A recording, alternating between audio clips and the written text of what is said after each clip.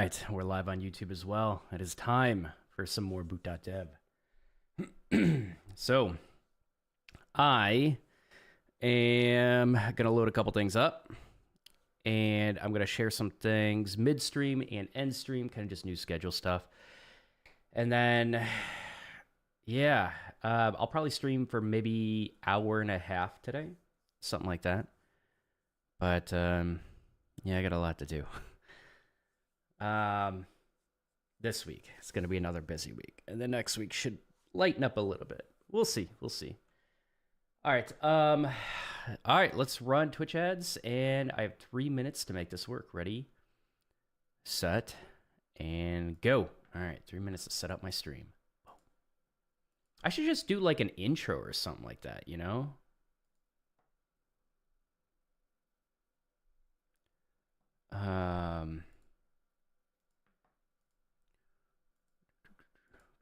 Go. Come on.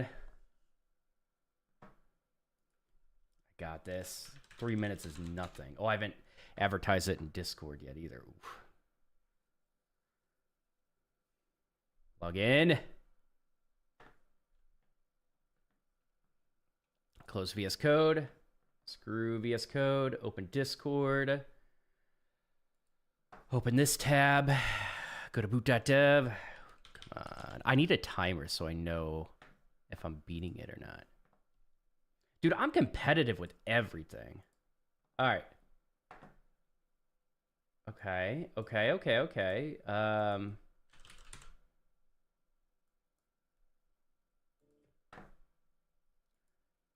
What's up, Jake? Happy Monday. I'm doing pretty good, man. How are you doing?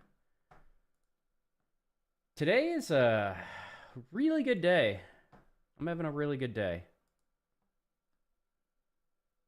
Got a lot of ideas flowing for the next month. Okay, so we have YouTube. Let's grab the link. We're still running ads. Hold.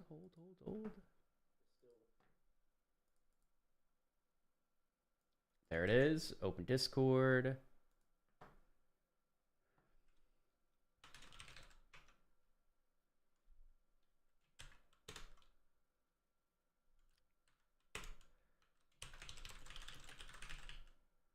On boot.dev. All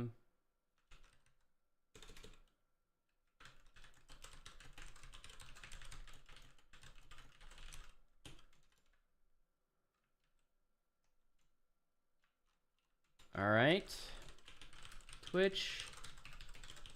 All right, posted in Discord. The last thing that I need to do. Let's pop out chat.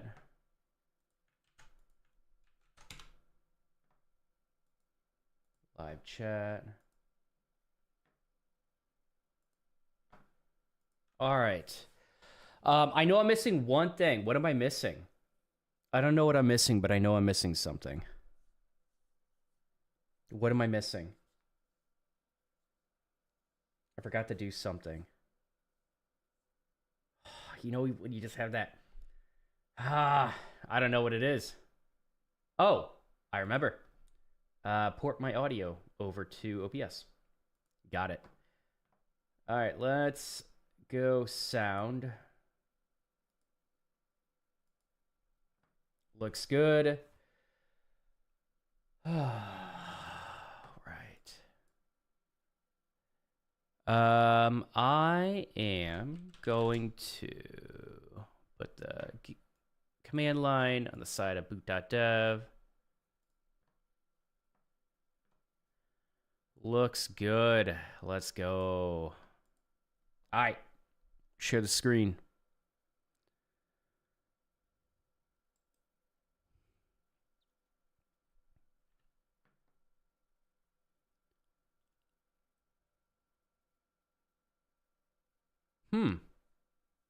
I thought we moved the camera. Did I move it back? Oh, I moved it for the Windows game scene. Okay, I thought I was going to have to update that. We're good. Yo, we're good. We're ready to jump in. Doing fine as well. Had a fruitful weekend. That's awesome, man. I'm not sure what to do as a developer entrepreneur. Oh, yeah? What is that? What is that? All right, let's go. So like usual, there is music on Twitch. If you are a Twitch sub, you are able to do a song request, which I don't like the name of that.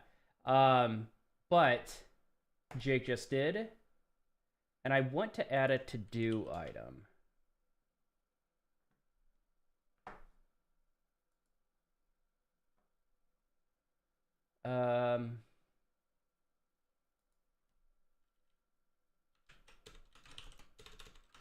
Add song request command to BRB screen. All right, just to remind people, because like no one knows, you know? All right. I want to stress how dangerous this command can be. We've already done this. We are good. We're going to go on to remote. Often our frenemies, read coworkers, make code changes that we need to begrudgingly accept into our pristine, bug-free repos. This is where the distributed and distributed version control system comes from. We can have remotes, which are just external repos with mostly the same Git histories, our local repo. When it comes to Git, the CLI tool, there really isn't a central repo. GitHub is just someone else's repo. Only by convention and convenience have we, as developers, started to use GitHub as a source of truth for our code. Create a second repo called Webflix Local as a sibling of directory to our original Webflix repo. Use cd, make directory, and git init to create the new empty repo. All right, let's do it.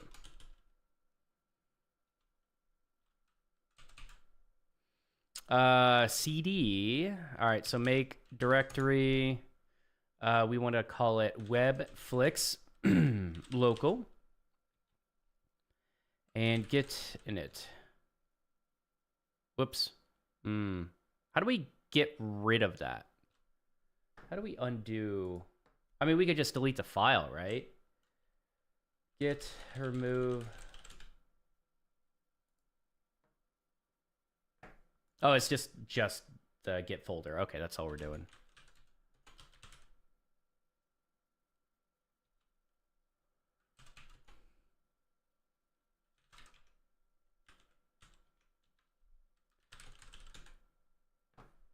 All right, cool.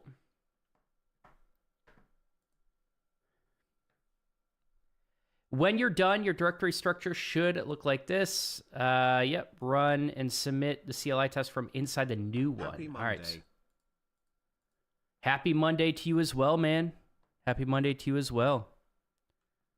Oh, my point alerts don't show. I'll have to look at that in a second. All right. It is a good Monday, though. Today's a really good Monday. I'm feeling good today. All right. We're done. Happy Monday to you as well, Frozen. It's going pretty well. I don't know. Today's a good day for me. I'm feeling good. I kind of have a plan going forward with the next month. I got to figure out when I want to host the kind of like mini boot camp thing for like career services for the job hunting course I'm releasing. It's going to be sometime in March. I really want it to be beginning of March, but it seems like a bit of a stretch. Well, this is pretty good. I saw furry in the name of the song, and I was a little bit worried it was a troll song, but this is pretty good. Good request, Jake. We got to include some synthwave into our new playlist. I'm trying to tell what I'll be doing, but the Twitch hates me. Bear with me. All right, no worries. No worries, man. Song's pretty good. I like it. How are you doing, Frozen? What's up, Adita? How you doing, man? Do we add this to our playlist?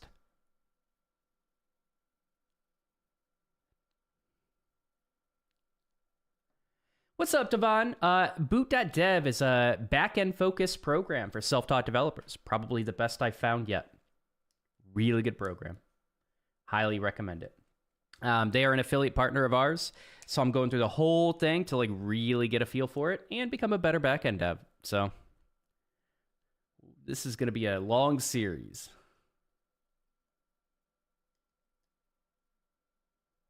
I kind of like, dude, Jake, I think you just suggested a song I'm going to add, man.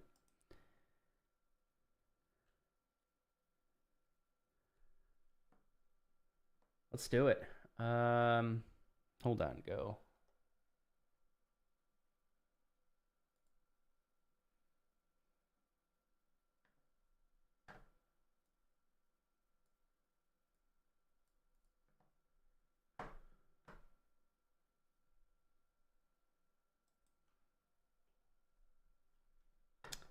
All right, what is this called? It's called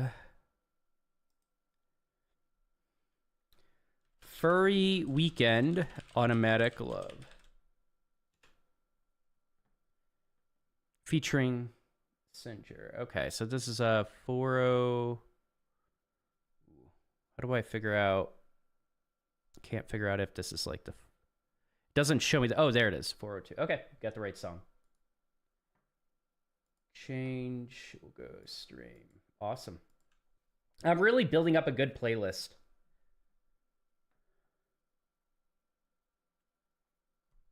All interesting things. Yeah, myself have to get into backend more. Yeah, if you want to. You don't have to.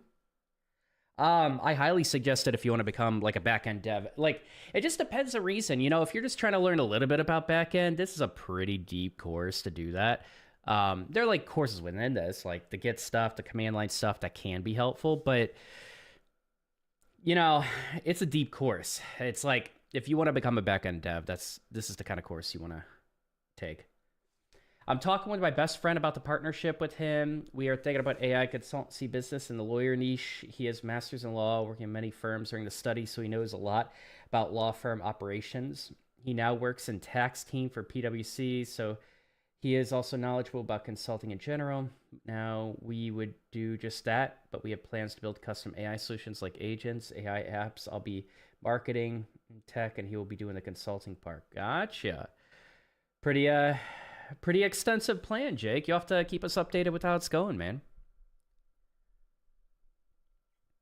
Hey, Don, I have 1 year of experience as a front-end dev, mainly React. Can you please tell me what to learn further things? It depends on what your goals are. What do you want to learn? What learn for what? For what reason? All right, let's go. Adding a remote in Git, another repo is called a remote. The standard convention is that when you're treating the remote as an authoritative source of truth, such as GitHub, you would name it the origin. By authoritative source of truth, we mean that it's the one you and your team treat as the true repo. It's one that contains the most up-to-date version of the accepted code. All right, so command syntax. Git remote add URI. Inside the new repo, add Webflix as the remote. Okay, so git remote add, give it the name origin. So, okay. And the URI should just be a relative path to the Webflix directory. Run and submit the CLI test from inside. That's okay. All right. I was wondering like why origin was the default name. I think it's just the default name for, but I don't know. I don't know why it's a default name for when you set up and you link your repo. Like if you clone a repo, I believe there's a remote added. Origin. I don't know how to pronounce this. The Git remote that is added is origin of your remote repo by default. So I think origin is like the default name when you clone a repo.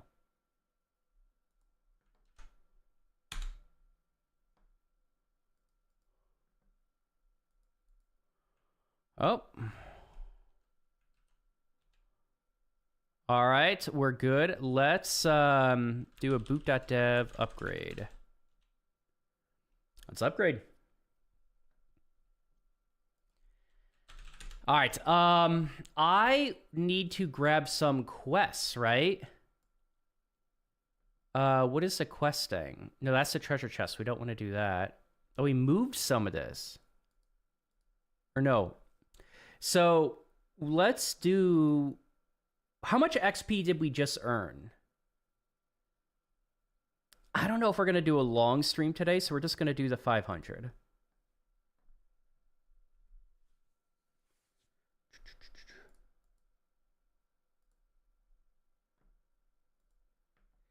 Sure thing. I need to pick up Python from my Learn and Forget drawer and do something with AI frameworks. I also plan to use Vercel's AI. Okay. Gotcha. Well, it sounds like a plan. Let's move on. Fetch. Adding a remote to our Git repo does not mean that we automatically have all the contents of the remote. Move that. First, we need to fetch the contents, but not yet. Git fetch. This downloads copies of all the contents of the Git objects directory and other bookkeeping information from the remote repo into the current one. Before fetching the data itself, let's take a look at the new empty repo's Git objects directory. All right.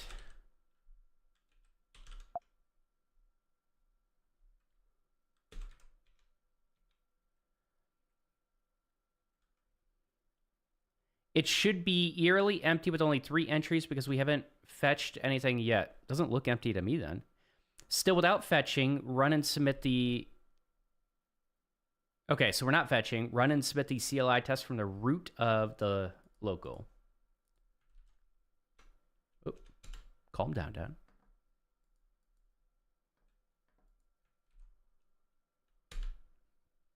Let's go. Easy. All right, let's move on. Making fetch happen. Now to bring the remote Webflix repos info into our Webflix local repo, we have to fetch it. Run git fetch inside the Webflix local. Run find git objects to see all the new objects that were fetched. All right, so git fetched. So if we add a new remote, is there only one remote that you can add?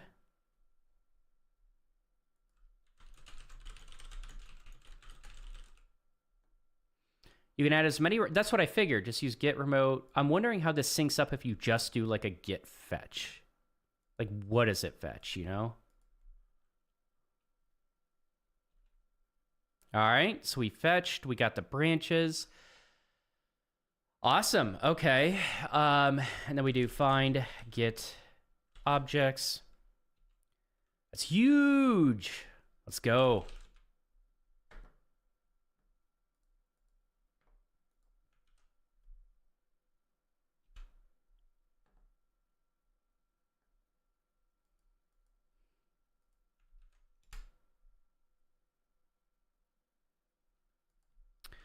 All right, we did it.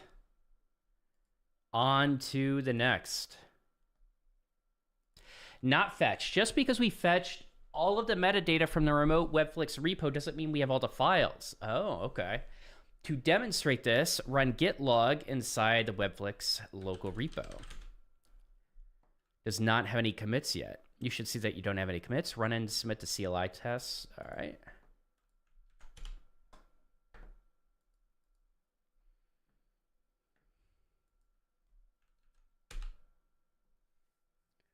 Oh, wow. We get that XP easily. We gotta get the bigger chests, I think.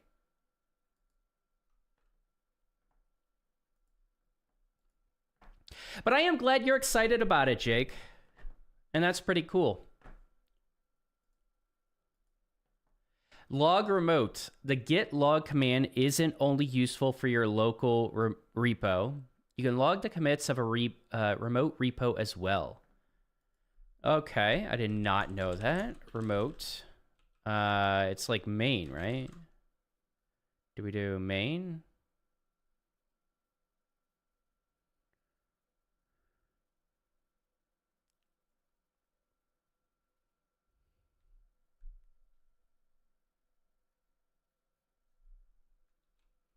That's what I do. Git log remote master.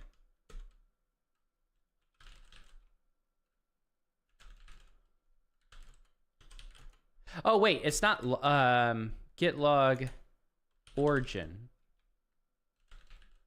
Git log origin. Okay, hold on. I just forgot.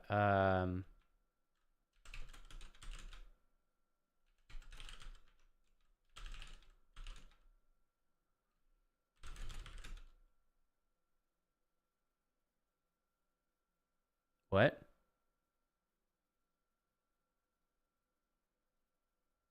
World? It's not.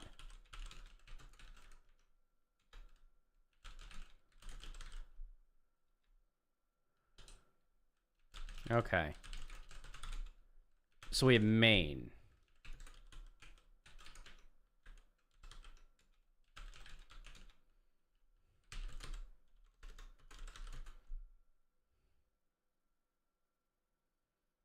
So it's going to be origin main. Okay. Got it. Git log origin does not work. That's cool. Okay. Git log origin main. So the name of the remote and then the branch. For example, if you want to see the commits of a branch named Primogen from a remote named origin, you would run git log origin Primogen. Run git log in the remote. Git log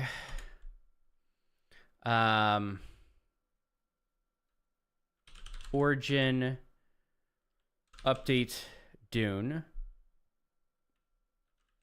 One line. Do it within the local repo. You should see commits A through I. All right, let's do it.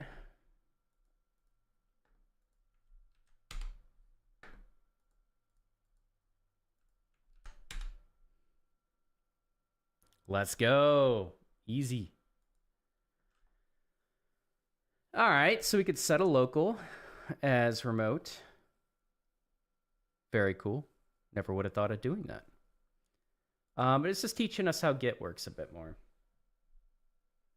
Yeah, I think it's the first time I'm really excited about something related to coding. I was looking for my place for quite some time. I was thinking about getting into AI, but it required very specific knowledge, mathematics. But since I'm starting an industrial software engineering degree. Oh, are you? I don't know if you shared that with me. You might have. I didn't realize that. Makes more sense. I also have an opportunity to do masters in AI engineering after that, so we shall see. Okay, gotcha. Cool. You might have. You might have. I do my best to try to remember everything about all of you. My brain doesn't work like that. Sometimes you got to remind me a few times. But that's pretty cool. I'm glad you're excited about it.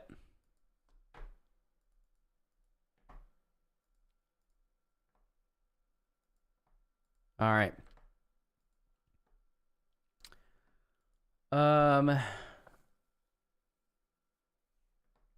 Actually, I'm going to put this as a pinned comment. Feel free to ask web dev career questions in chat. Feel free to ask me, are you an aspiring developer? Feel free to ask me web dev career questions. Or I should say, ask me questions about becoming a developer. Pin yes.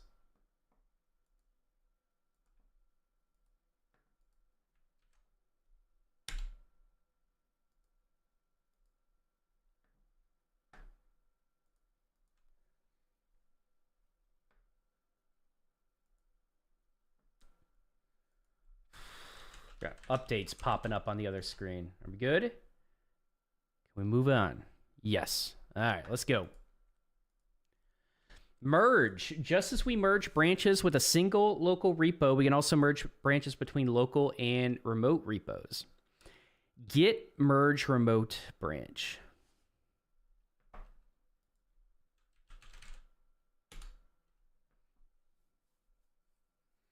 For example, if you want to merge the Primogen branch of the remote origin into your local main branch, you would run this inside of the local repo while on the main branch. Git merge origin Primogen. All right. Merge the remote origin main into local repo's main branch because we are on an empty branch. We should get a nice, clean, fast forward merge. All right. So git merge origin main into the local repos main branch. So we don't have a branch right now, right? Does it create it?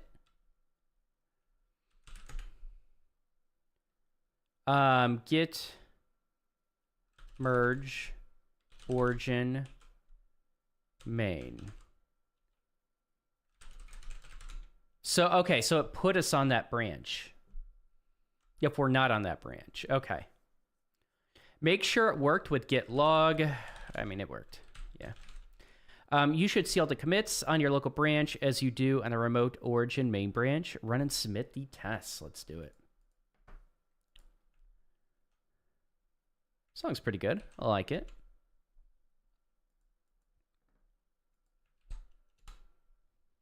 Oops. Why'd I do that? What? Why? Why'd I do that? Let's go. All right, we're done with a remote. On to the next section. Why not? We're going to go to GitHub. Let me see how many. It's a lot with GitHub. All right. Let's dive in. I will request some more synth songs. Hope you will like them as well, and feel free to add them if you do. Yeah, for sure. Yeah. Try them out. GitHub repo. GitHub is the most popular website for Git repos projects online. That is for hosting remotes on a central website. GitHub serves several purposes: as a backup of all your code in the cloud in case something happens to your computer, as a central place to share your code and collaborate on it with others, as a public portfolio for your coding projects. Git does not equal GitHub. It's important to understand that Git and GitHub are not the same. Git is an open source command line tool for managing code files. GitHub and its primary competitors, GitLab and Gitbucket, are commercial web products that use Git. Their websites give us a way to store our code that's managed by Git. Create a GitHub account. If you don't have a GitHub account, create one here. You will likely use this account heavily for the rest of your career as a developer, so add a good profile picture and use a sensible username. I probably should update my GitHub picture, to be honest. Once you've created your account, sync your GitHub account to Boot.dev and submit the check. Oh, we got to sync. Okay. All right. All right. We can sync. You want to sync? I'll sync. Let's sign in.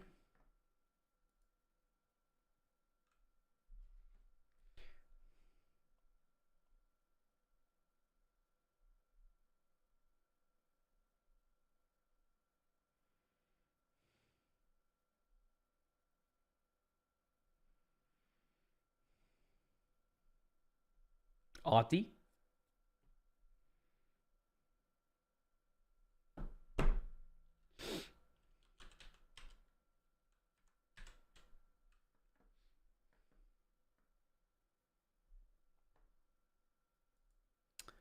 I am going to... Here, let me just... I don't know what's going to be leaked, so I'm going to sync.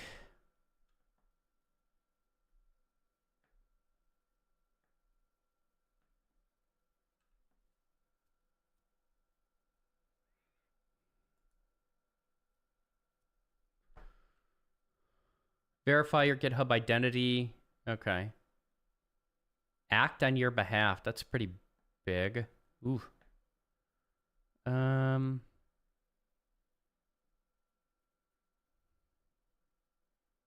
on your behalf. That's a pretty big permission.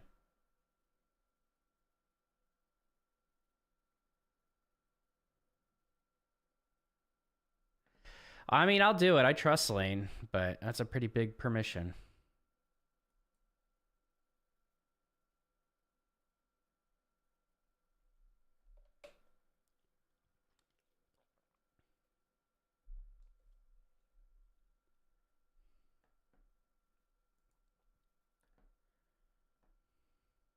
All right, so enter course. We're going to run all checks, and we are good. All right, we can close this.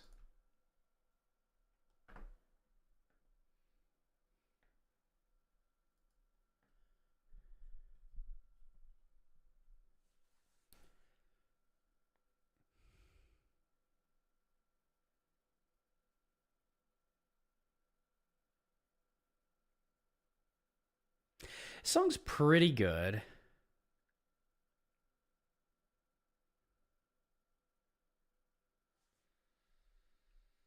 I'll add it. It's one of those songs where I might remove later.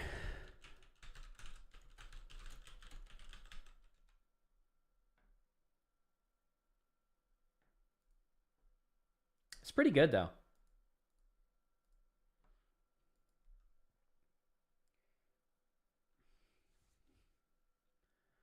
All right, so we run all checks and we move along. GitHub repo. Just like we created a Webflix local repo and use Webflix as a remote, GitHub makes it easy to create remote repos that are hosted on their servers. Create a new repository on GitHub called Webflix. Leave it completely blank. Okay. So I'm going to do that on the side, I think. So new.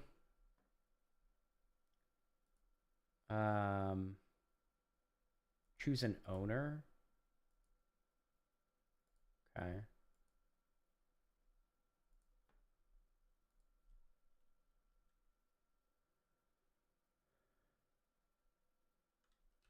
Webflix. Leave it completely blank and make sure it's public for now. You can always change it later. Authenticate your local Git configuration with your GitHub account. I recommend installing the GitHub CLI one. I don't think I need to. Oh, I do need to re-authenticate because I leaked my access token. That is a thing. Let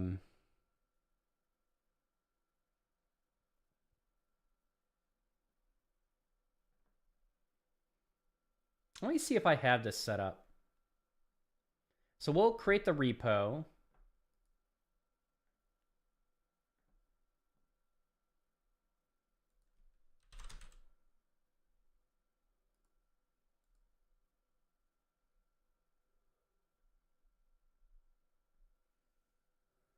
Finally, someone who understands my music taste. Dude, all we listened to was like synthwave for years, you know? So many years.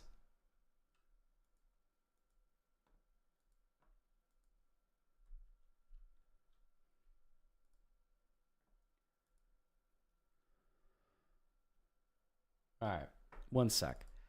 So gh auth login. Okay, we actually don't have it installed. Okay, that's fine. Let's install.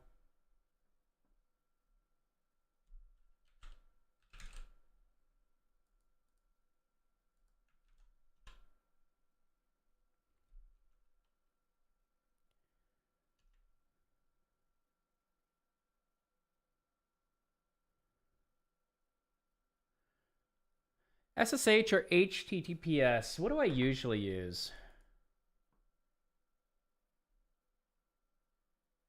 Pretty sure just... Yeah, usually HTTPS.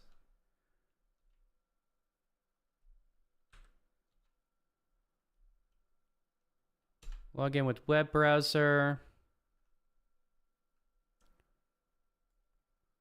Okay, hold on. I'm just authenticating right now.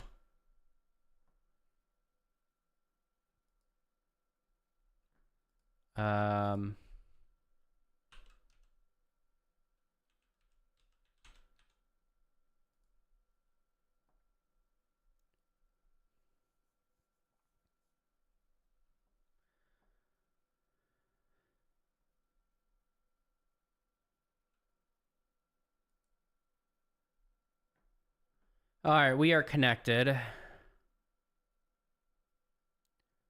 Navigate back to Webflix repo locally. I want to try this to make sure we're...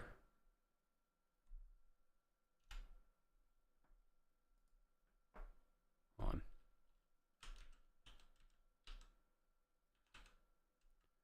Okay, we're logged in. I'll show my screen in just a second.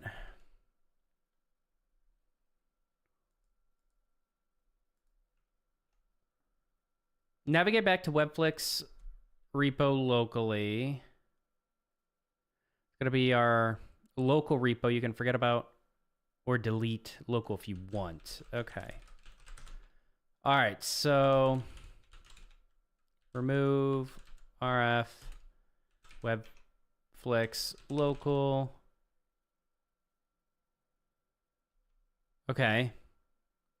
And then log into Webflix and add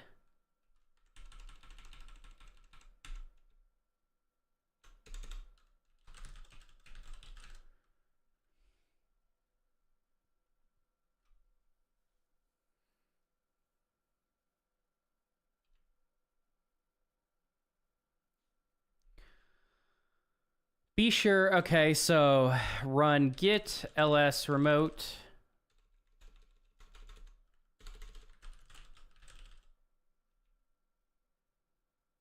Okay.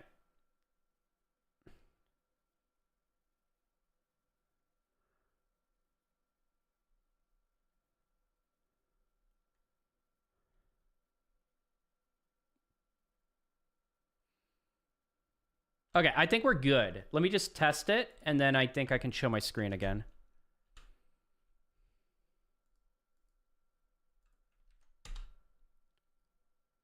All right. Nice. Okay. Let's go.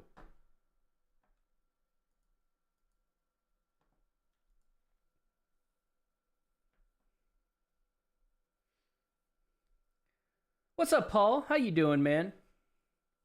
I have really broad taste, but when I'm working, synth is my go-to. Yeah, synth for me, for sure. Synth was really good, especially for coding, man. I tend to listen to synthwave without words because words distract me, or like few words. Like this song doesn't, has more words, but it's a pretty good song. I think you have a good taste in music, Jake. Okay, that will be the last for now. Something more atmospheric to end Jake's music segment. I like it. I think your music's pretty good.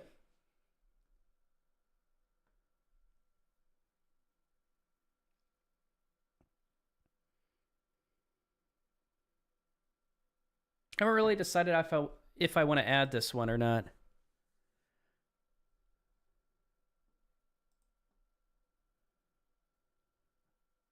I should probably turn this down slightly.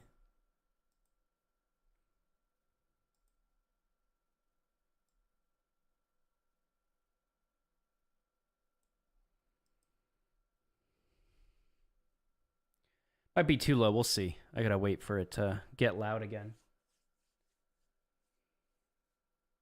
Oh, this is gonna be your last one. Okay, gotcha. Oh yeah, it's still loud, isn't it?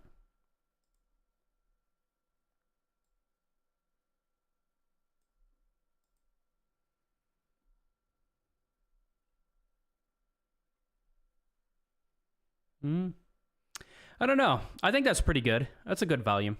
Yeah. All right.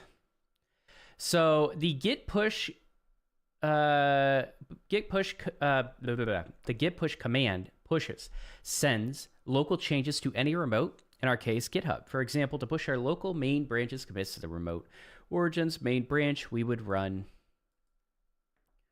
git push origin main. All right. Why did I copy that? I don't need to copy that. You need to be authenticated with the remote to push changes, which you should have done in the last session. You'd also push a local branch to a remote with a different name. Git push origin local branch, and then your remote. It's less common to do this, but nice to know. That's good to know. I don't think I've ever done that. So git push to like master or something like that. It's less common to do this, but nice to know. You can also delete a remote branch by pushing an empty branch to it. I did not know that. Git push origin. Interesting. Master. Huh. Assignment. Let's push our local main branch to the remote origin repo for safekeeping. Your local Webflix repo, switch back to main. We are on update.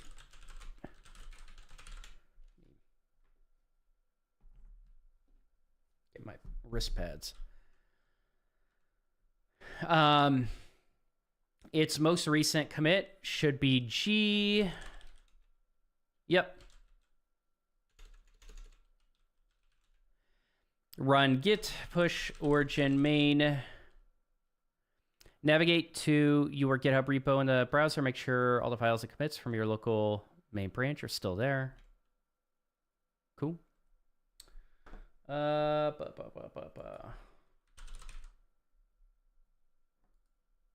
Oh yeah, good song for sure. This is definitely in our playlist. I'm like 99%. Oh wait, no, is this your song? Yeah, this is your song. Wait, John.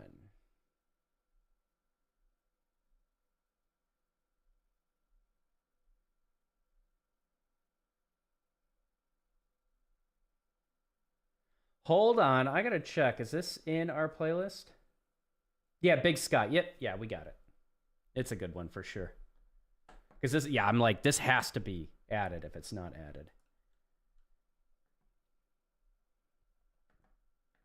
All right, I am going to actually pull this. We're going to open the repo so you guys can see what I'm doing. Webflix.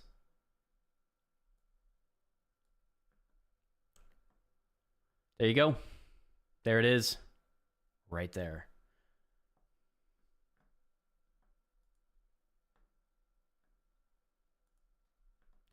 All right. Navigate to your GitHub repo. Should see 7 commits. We do. And then we are going to add this. And then run all checks. Let's go. Let's go.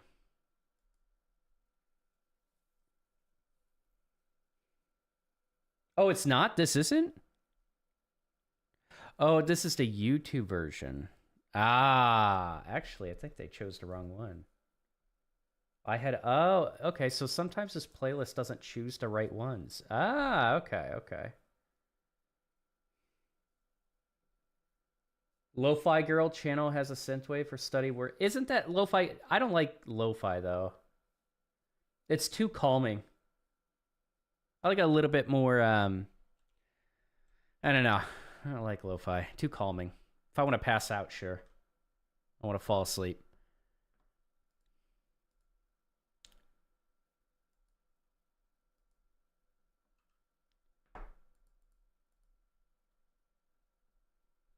The synth one is not that calming? Okay, gotcha.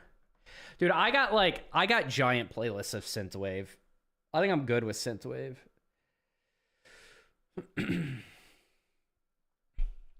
Like I have, yeah, a lot of synthwave music saved up. All right, fetching is nice, but most of the time we want the actual file changes from a remote repo. It's not just a metadata. The ...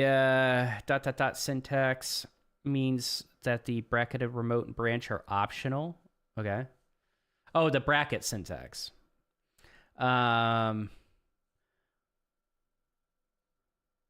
If you execute git pull without anything specified, it will pull your current branch from the remote repo. If you execute git pull without anything specified, it will pull your current branch. Dude, I feel like I'm just reading and not paying attention to what I'm reading. Let me read that again. The bracket syntax means that the bracketed remote and branch are optional. If you execute git pull without anything specified, it will pull your current branch from the remote repo. True. Let's use GitHub UI to commit a change to our remote repo. Then we'll pull that change down to our local. So navigate to the GitHub repo in your browser. Ensure that the GitHub's repo's main branch latest commit is G. Navigate to classics in the top right corner, edit this file, add a new line. Okay. Commit the change using the UI, but change the commit message. Okay, a lot of steps. I'm just going to do it over here.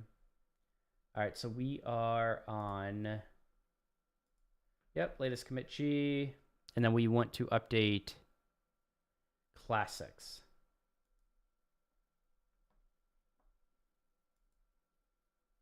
Infinite loading bar.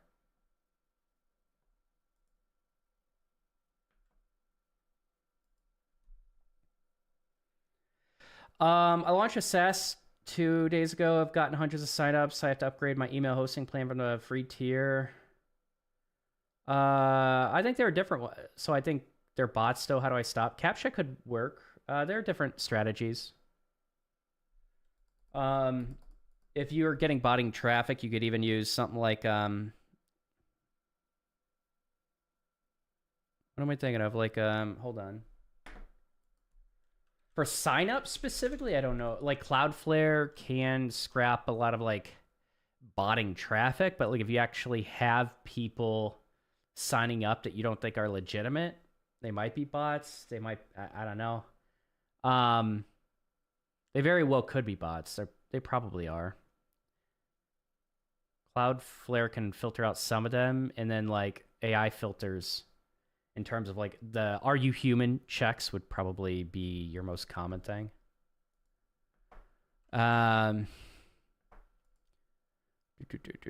Let's see.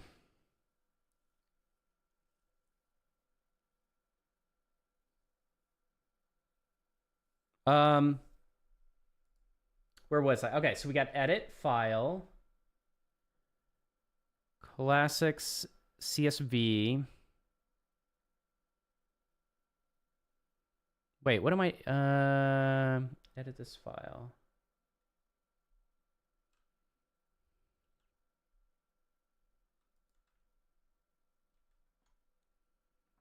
Commit the change using UI, but change the commit message to J. Okay.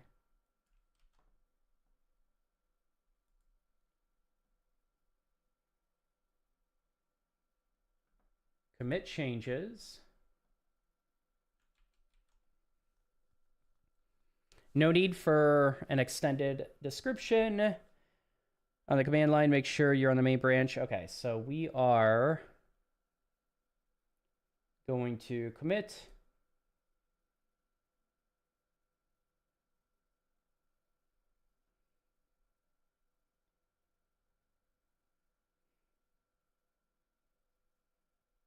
Okay, we're good. And then on this branch, or on our command line, we are going to run git config pull rebase false to make sure git will merge on a pull. Okay.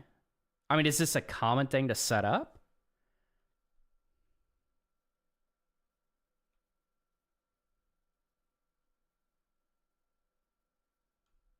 I mean,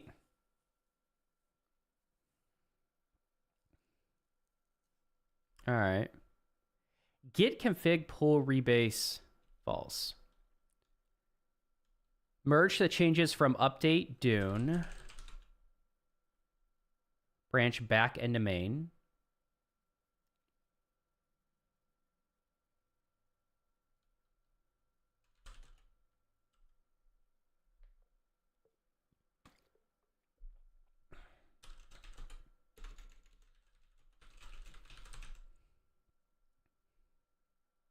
So that main is everything we've done so far, A through I.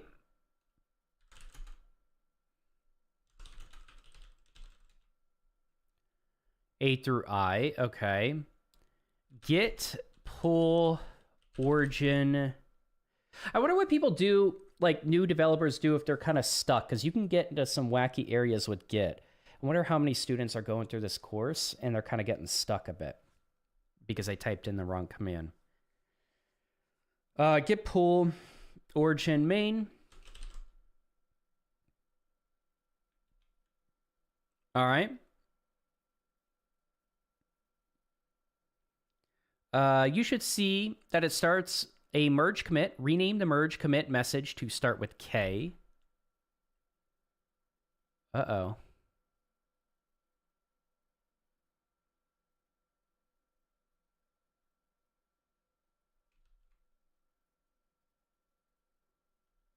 What did we just do? So please enter a message to explain why.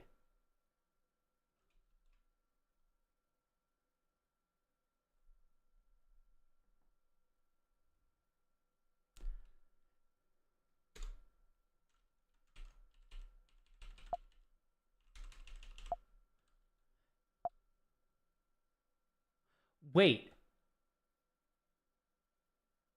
I just realized something. Has it been like years since I merged anything in? To type a message.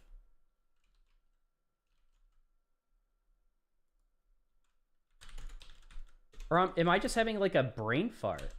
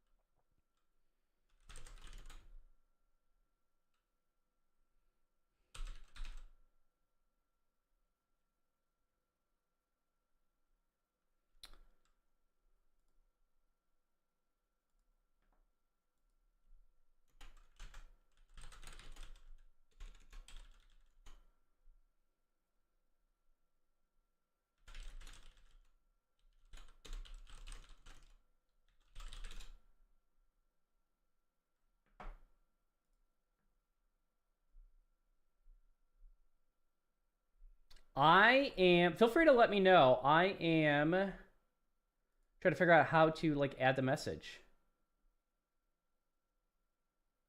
I think it's been like 3 years since I've done this. So I mean,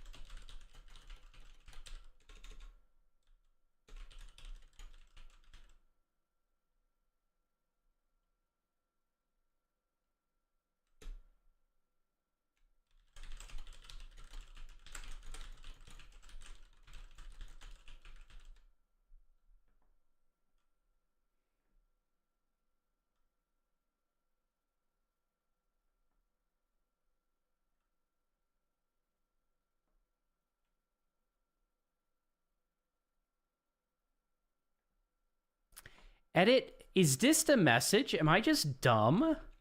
I know what I've done. This is literally the message. Oh.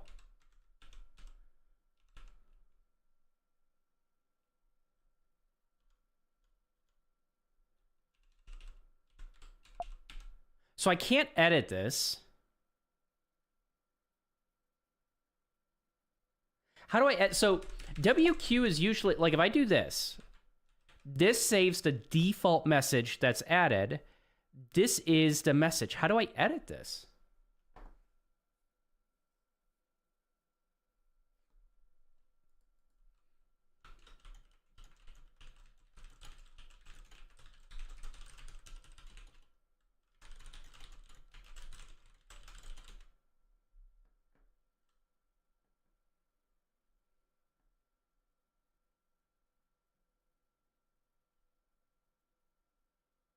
Insert mode.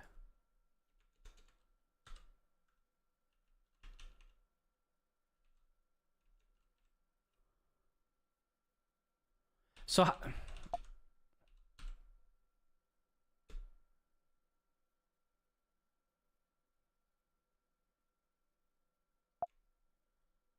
Okay. So we're in Vim right now, right?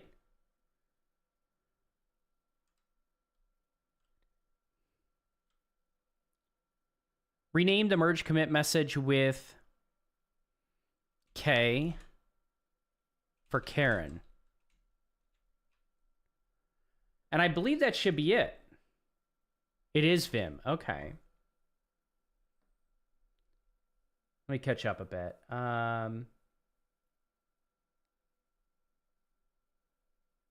Me too. My Apple Music is recommending me synth all the time. So yeah, dude, I never run out. I have a huge playlist. Cloudflare mostly for DDoS, overall bot. Yeah, I agree. You're right. Overall bot signups, the CAPTCHA stuff. But yeah, the Cloudflare is probably not going to stop those kind of signups. What's up, Livestream? How you doing, man? It is, it is pretty limited, but that's kind of how you fight against it. Just the anti-human checks. Not sure myself. I mostly use Git from JetBrains IDEs lately, so I forget many things. Okay. But I must say, good Git UI built in your IDE is such a great experience. So this is Vim insert. Okay. And so we're good there, but how do I exit the insert? Vim. I don't think I've ever changed this message. Vim exit insert. We have to change the mode by pressing the escape key. Okay.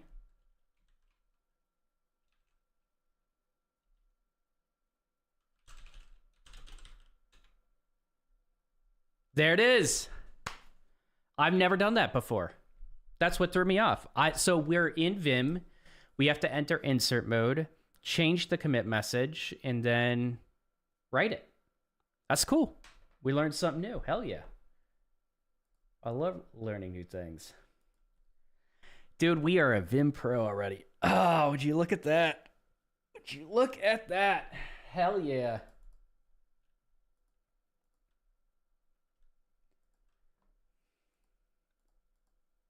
All right.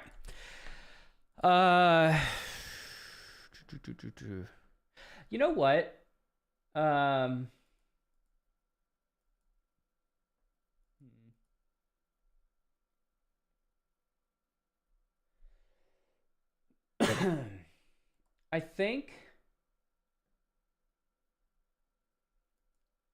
think I'm just going to keep the sub-only mode on YouTube on and turn the follower-only mode on Twitch off.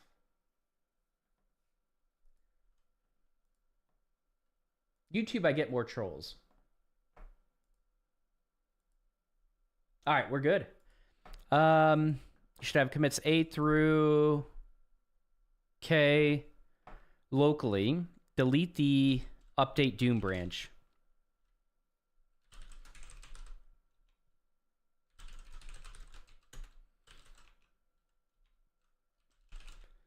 Run and submit the tests.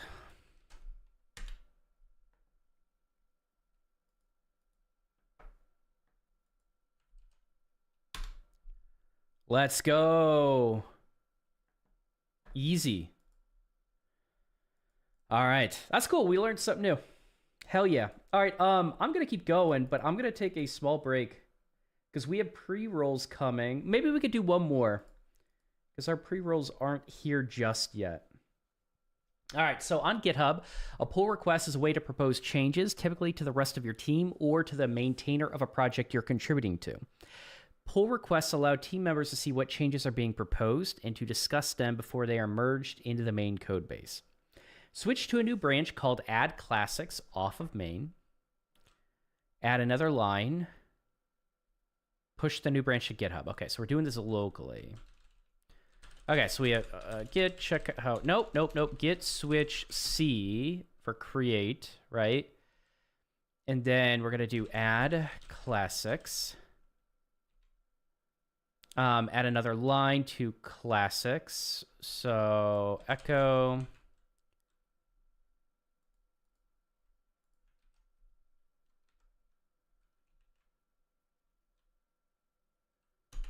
to class 6. Stage and commit the change. All right. L for lame.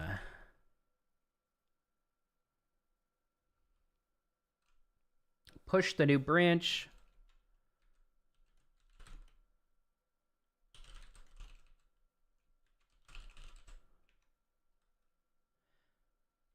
Navigate to GitHub in your browser. Click pull request, new request. Set the basic branch to main.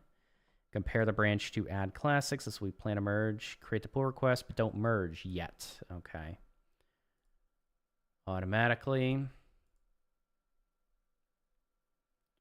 So we're going to just create. It didn't specify a name. Don't create. And then we are going to just run all checks. Let's go. Let's go. Easy. All right. We are going to take a small break and then quick bathroom break. Come back in like 3 minutes or so. And we're going to keep pushing forward. Definitely going to keep pushing forward. Oh,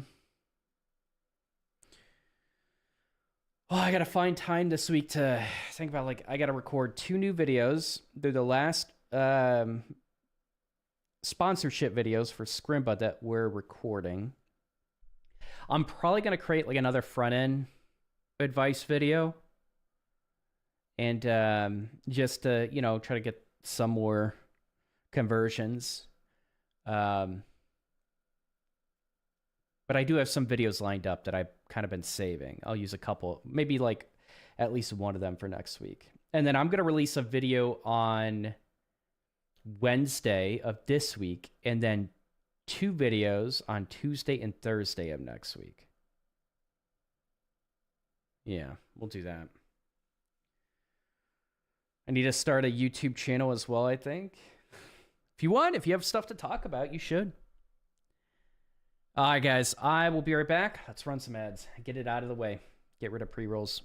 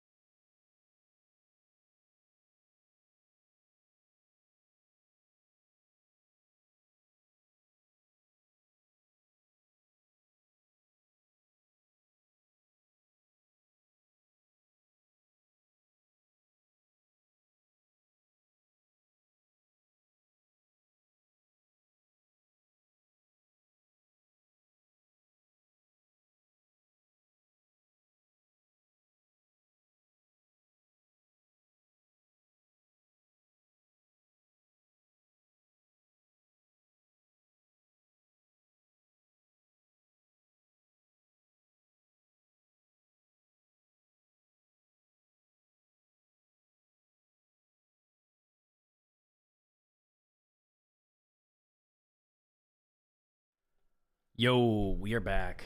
What's up, Alex? How you doing, man?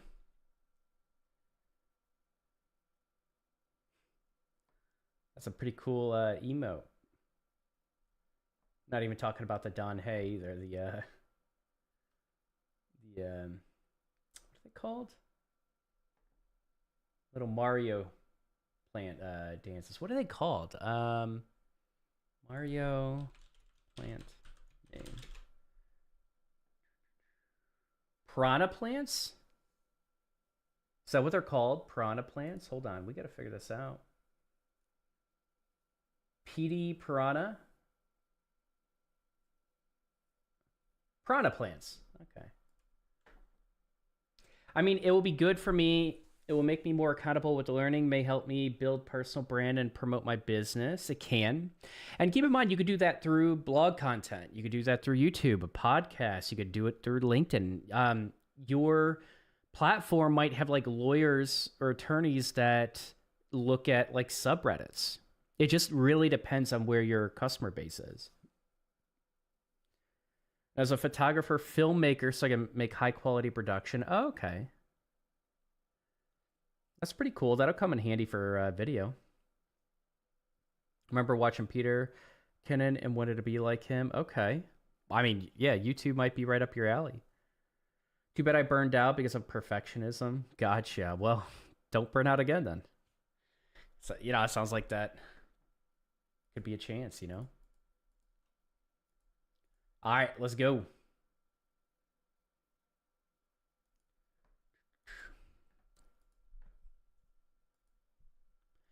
While on the topic of pull requests, I want to share a note on my simple workflow. 90% of the time, you're only using a handful of Git commands to get your coding work done. Keep stuff on GitHub. I keep all my serious projects on GitHub.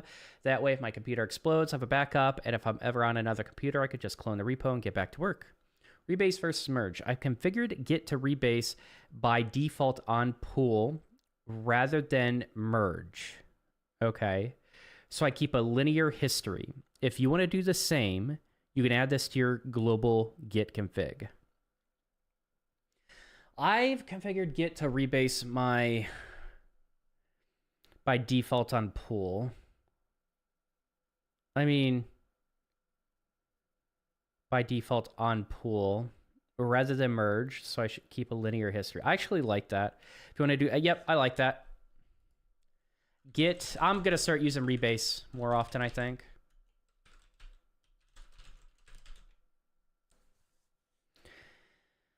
You can add this to your global Git config. My solo workflow, when I'm working by myself, I usually stick to a single branch, main.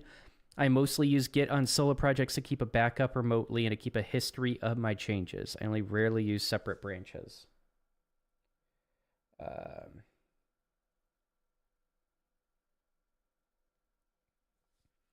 I use separate branches.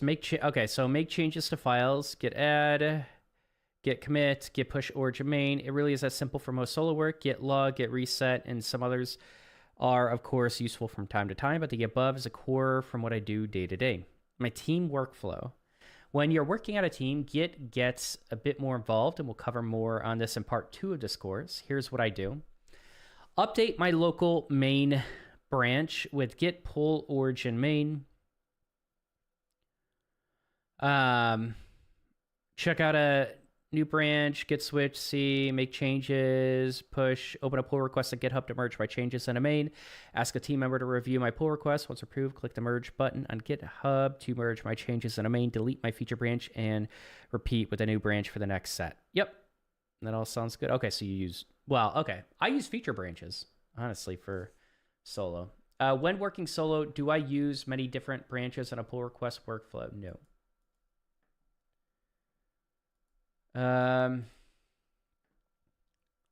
When working with a team, which is my workflow, yeehaw, force push, mama ain't raised no coward, work on a feature branch, then open a pull request, rebase main branch, forcing out, commit and push directly to main, then blame, okay. Merge pull requests. First one, mama ain't no raised no coward. That's good. I like some of the options for the polls. Merge pull request. In a typical team workflow, you would ask a teammate to review your pull request. If they approve of the changes, they would approve the pull request, and you'd be cleared to merge. We are the dictators of our own repo, however, so no need to wait for approval. Merge the pull request in GitHub to bring the remote add classics branch into the remote main. You should see that it added 4 commits. Okay. Merge. Confirm merge. All right. Switch back to your main branch locally.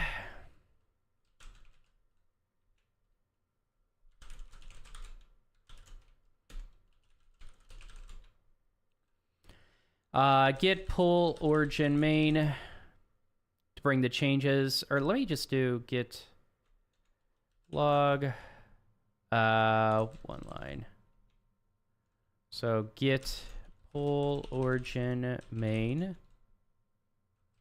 Cool. All right.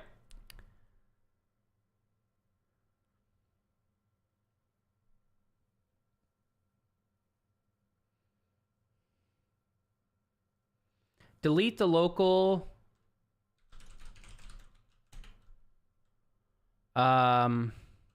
add classics branch.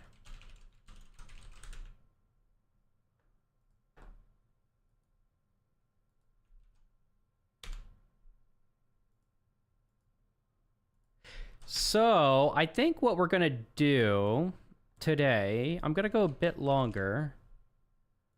We are on 8. We just finished this. I think we're going to finish all of Git today. And then we jump into Python. Because if we look at Boot.dev, good. We are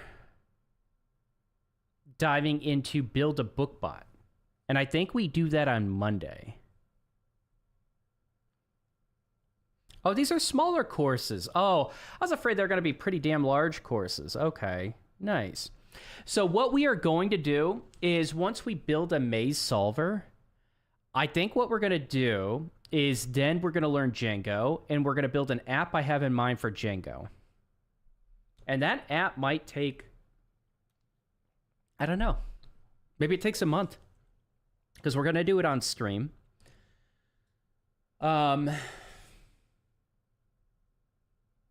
I'm probably going to stream more often to finish it. We'll have to see. But I do want to build something with Django and just try it out. So we're going to build something with Django. Fuck it. We're going to add it to our resume, the project that we built too. And I'm going to probably, like, I'm almost certain I'm going to open source it so other people can just use it. And I'd like to, like, it's going to be a streamer tool. Of course, I have a ton of ideas for streamer tools. It's going to be a streamer tool that anyone can use. And I'm probably going to host it and offer it for free. And maybe put like a donate button. That's the plan with it. I could put a price around it. I don't know. It all depends. Might just open source it. And host it for free. I don't know. We'll see. Kind of feel like I want to host that one for free. Good, I need to reinforce my Python skills if I want to build AI agents. Yo, we're going to be doing a lot of Python, man. A lot of Python. Hell yeah. All right, let's dive in.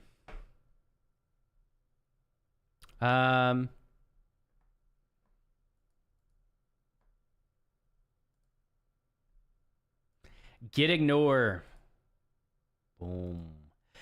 As you've seen, it's pretty normal to use the following workflow from the top level of your repo: git add, commit, and push to origin. A problem arises when you want to put files in our project's directory, but we don't want to track them with git. Gitignore file solves this. For example, if you work with Python, you probably want to ignore automatically generated files like pyc and pycache. If you are building a server, you probably want to ignore .env files that might hold private keys. If you, I'm sorry, work with JavaScript, Fuck you, Lane. You might want to ignore the node modules. Here's an example. Gitignore file, which exists at the root of the repo. Node modules. Here's an example. Okay. This will ignore every path containing node modules as a section, directory name, or file name. It ignores node modules code, src. Gotcha. It does not ignore src node modules 2 or 3.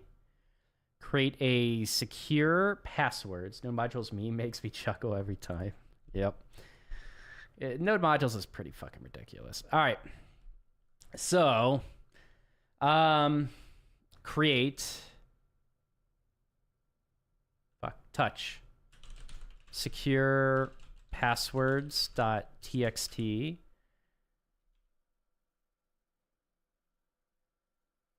Oh, okay.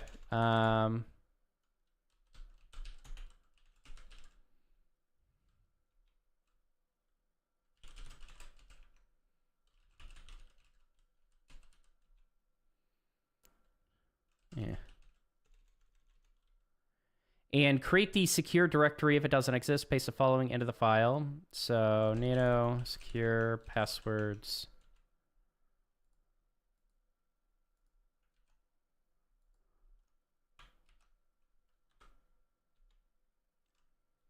Create a file called Guilty Pleasures MD in the repo's root.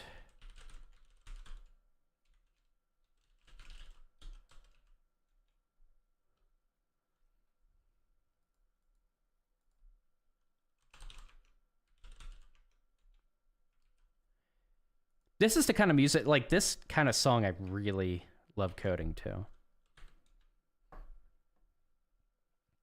Create a Gitignore. The root and ensure both of those files are ignored.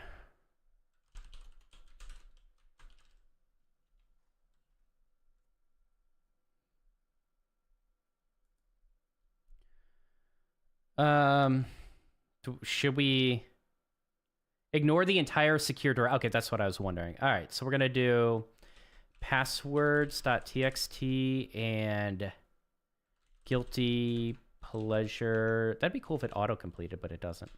Just tabs. Pleasures. It'd be weird if it auto-completed, actually. Wouldn't mind it, though. Commit your changes.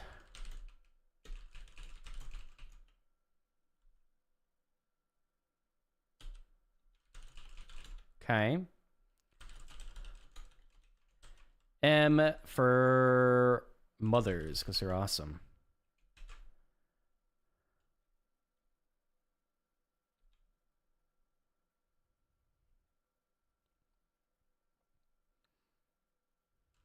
Run and submit your tests.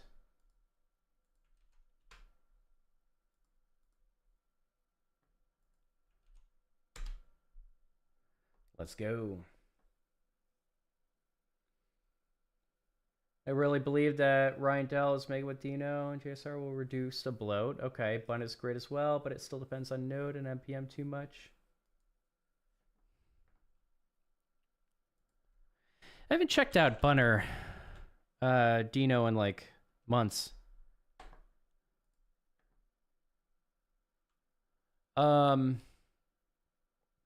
That's pretty cool how Node is, it supports TypeScript files by default now. That's pretty cool.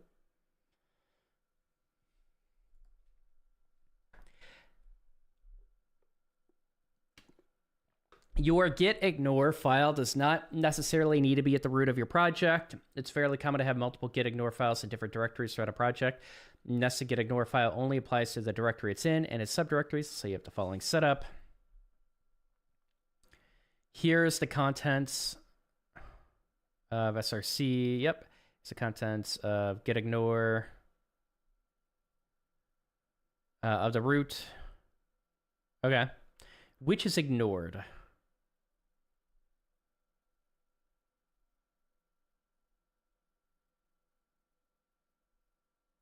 Only devs. Which is ignored when though? So if we have a Gitignore in the base, which vent bin activate is ignored. Vent bin Python is not a thing, so that's not ignored. Main is ignored. SRC assets only devs. If the Gitignore is here, SRC assets only devs is ignored. What is main? Main is not. Okay, this is just simple. Okay.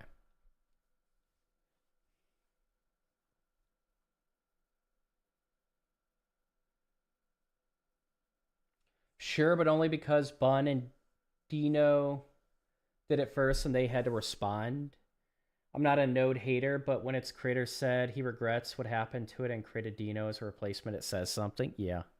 I think that's fair. I think that's totally fair. I just haven't really checked out Dino that much. If I'm not mistaken,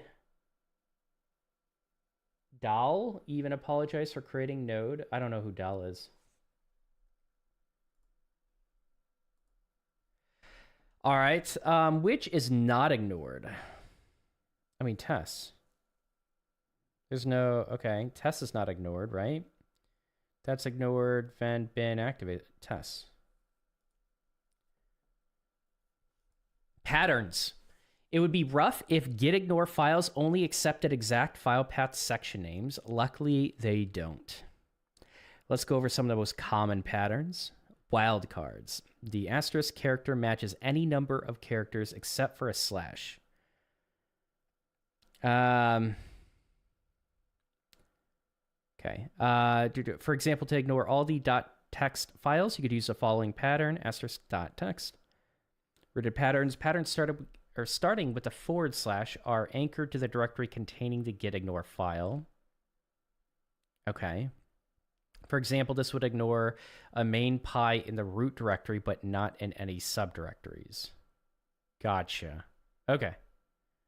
Makes sense? Yep. Negation. You can negate a pattern by prefixing it with an explanation.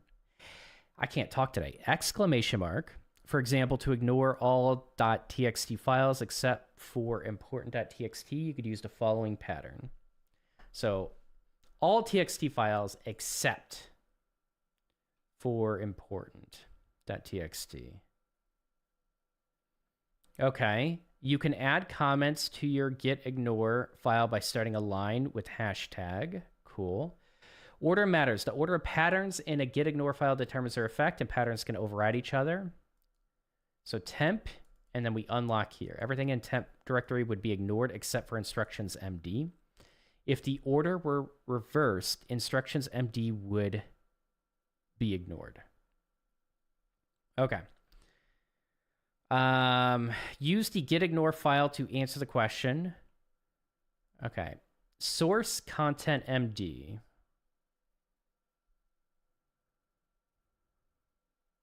Okay, we're just looking at this.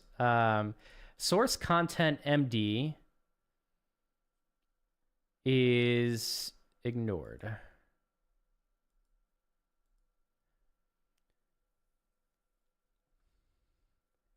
Source main py is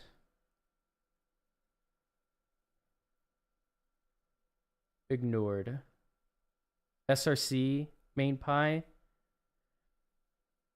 mean, where is this? I'm guessing this isn't root, so...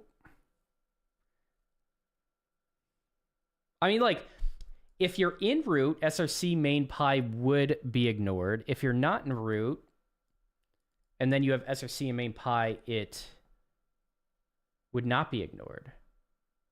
So I think we're just going to assume all source main pies are not ignored. No, okay, so is ignored. So we're assuming we're in root.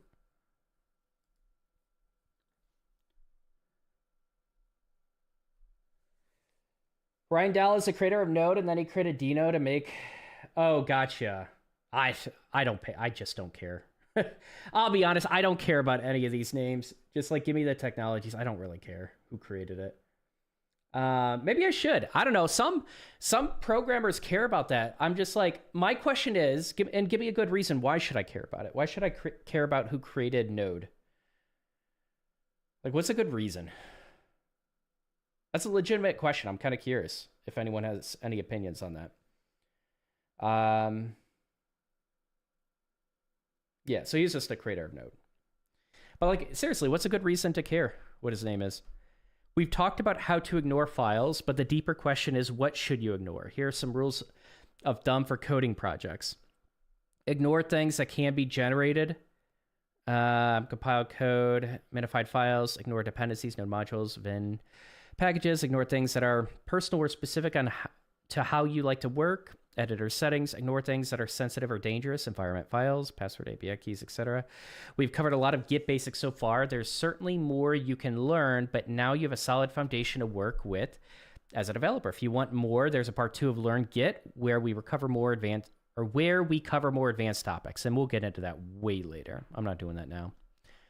We're just going in order with the courses. Assignment. Let's ignore a generated file. We ignore generated files because they can easily be regenerated from the stuff we do track. In this case, we're going to use Pandoc to generate HTML from a markdown file. We'll ignore the HTML file, but commit the markdown file. Pandoc, okay. HTML from a markdown file. We'll ignore the HTML file, but commit the markdown file. I've never heard of that. Install Pandoc, a command line tool for converting between different document formats. If you're on Mac. Oh, I didn't need to copy that.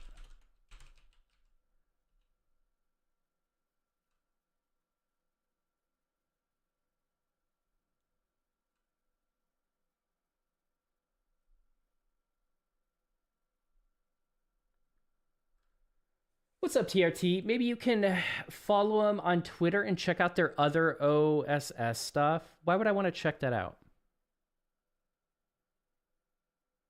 If I want to get updates with Node, I think that's a good reason. But why would I care about their other OSS stuff? Okay, my take is that many of those people are really great programmers and they can inspire younger people to not only blindly consume the trends, but also to try to make the dev world a better place. Okay, but I'm not saying they're not good people, but I don't think that answers my question of why should I follow them. Are you saying like... So I already have that mindset. You're saying that maybe most people should consider following it to learn how a good software engineer acts, which I guess, like, to humble myself, I could probably follow him and listen to his opinions about the industry to kind of just shape my own. So I think that's a pretty good reason. Then you can get on the next JS trends early before it's replaced by the next. Why would I? Oh, that's a bad reason to do. I don't want to get onto the next JS trend. That's like the last thing I want to do. Oh God, no. I don't want to follow the latest JS trends. That sounds like I'm just gonna hate programming at that point. But that's me.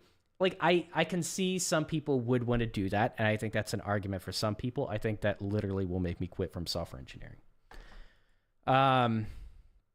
All right, so run Pandoc version.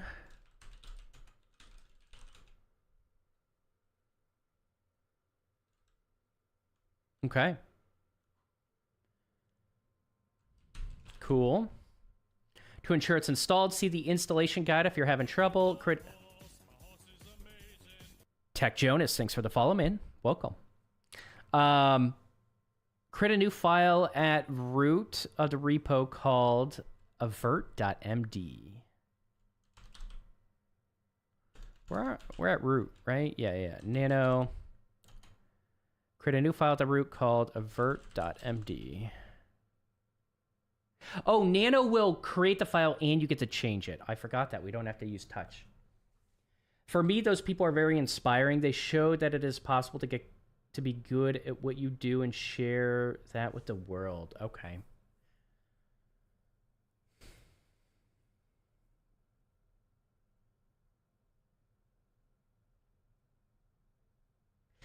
Yeah, I can see how that's inspiring. I understand where you're coming from to follow people like that. I'm someone that barely follows any software engineers. Um,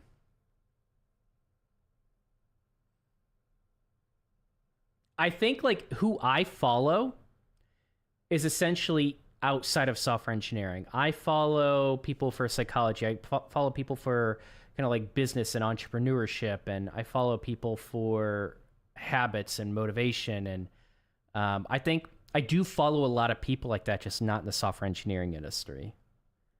Um, I can understand why you would, though. I just personally don't. But yeah, I think these are good reasons.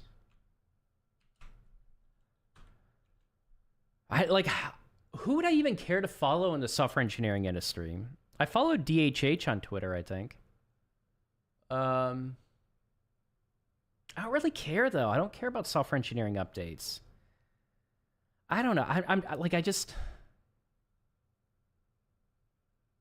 I hear so much already.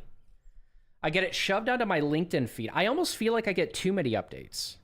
I think I'm tired of updates in the field. Yeah, Dio, I don't watch a whole lot of his videos. Like, sometimes one of his videos will pop up, and YouTube knows the one I want to watch, and it just shows it. Yeah. So, like, YouTube will show me stuff that's relevant rather than me just having to filter through a bunch of tweets I don't care about.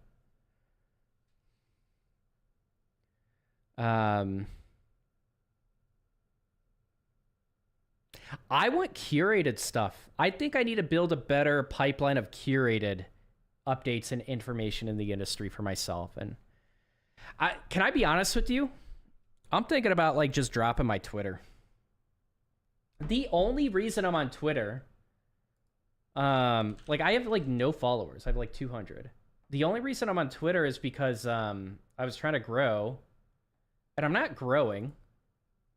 I like LinkedIn. I want to grow LinkedIn. I have like 7,000 followers on there. It's worth investing my time into, but all I do is like copy and paste my stuff onto Twitter. And if I have something unhinged to say, I'll post it on Twitter instead of LinkedIn. And that's it. I don't even know if I want to be on Twitter, but maybe that's because I'm not following the right people. Yeah, YouTube algorithm is really good. I do like the algorithm. Sometimes you can get stuck in the algorithm, which kind of sucks. They released a new feature where you would like select colors and your mood, and it would suggest a bunch of different videos outside of your normal suggestions that you could watch. But it still doesn't go out of bounds from what you usually like. So they need kind of like not a reset, but a bit of a soft reset where for like a day, they just serve you random videos and you decide what you like. I don't know. Twitter is really close to Reddit when it comes to quality of content. It's just shit posting on Twitter. I think I follow or I get a lot of tweets from Primogen's group, but it's all shit posting. I don't learn anything from them.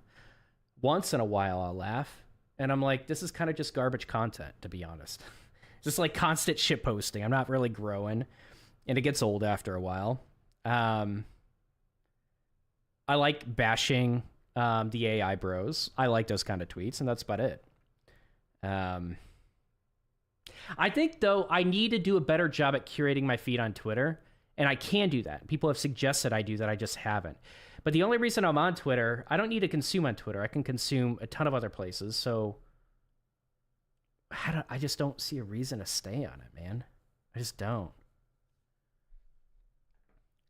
I don't know. I'll think about it by the end of the week. I might toss my Twitter. Who knows?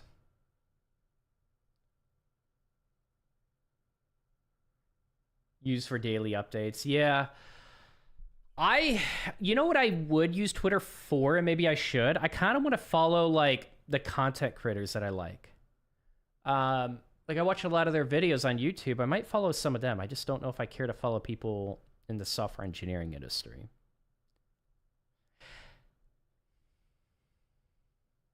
Yeah.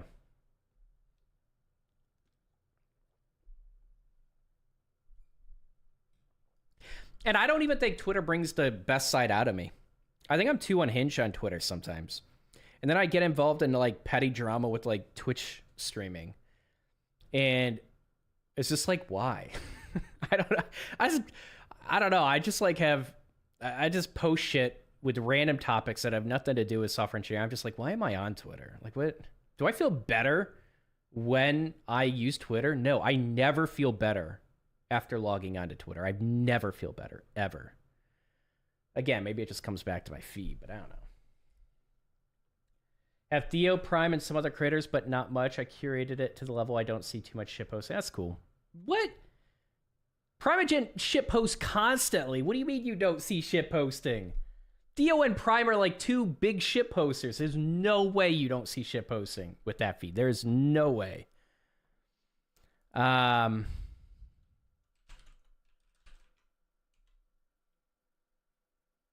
Oh, too much? Dude, well, for me, that's too much. I don't know. For me, it's like not the they shitpost too much. Where like I unfollowed Prime for a while because it's like, man, their shitposting is getting old. Okay, yeah, I mean everyone has their different limits. Run the following command to generate an HTML document web page from the markdown file. Okay, so pandoc avert.mdo avert.html. Open avert.html. What's this gonna, hold on. Oh, okay. Yo, we generated an HTML page. Let's go. Add the avert HTML to the Gitignore file. Okay. So, echo avert.html to Gitignore.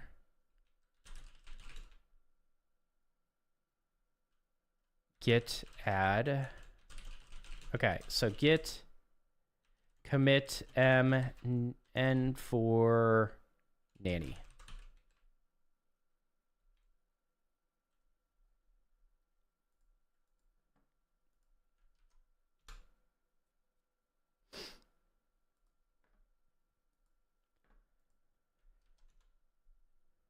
No. Uh-oh. We'll have to debug that. Sometimes shitposting can be funny, or watching people who never shipped anything shitting on Theo's products because of reason. Oh. Yeah, so that's the other thing. I see him like shitposting and I don't know the lore because I don't watch him. You know, like if you watch, so I don't really watch Primogen streams. I don't really watch Theo streams. I'll hop in once in a while. But I'll usually rarely watch their videos, and I like their videos that I watch. But I think like if you keep up with them, there's lore, and I think I would enjoy the shitposting more. I think that's where shitposting becomes fun because like I enjoy shitposting in WoW, like the World of Warcraft community. Like you guys heard my opinions on pirate software. I enjoyed the hell out of that. I was like into that, and I like studied that. And I know exactly everything that happened in that situation. But like there's other WoW stuff. Jamie, thanks for the sub on YouTube. Welcome.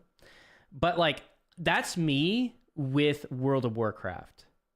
I just don't care. Yeah, I just don't care about the software engineering industry drama. I think that's what it is.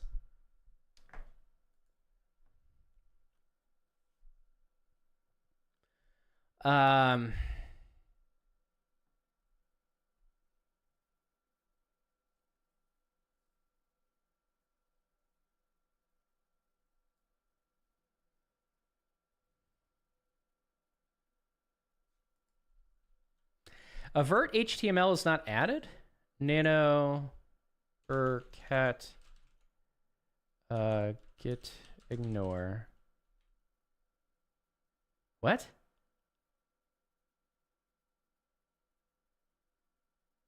Avert? It's there.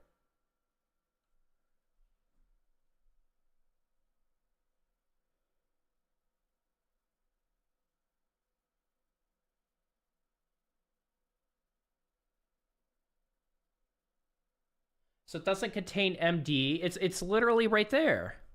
Advert.html. Oh, advert.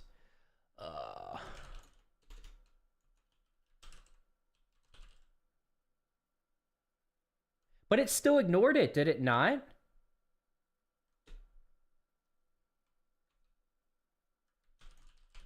I literally called it Avert.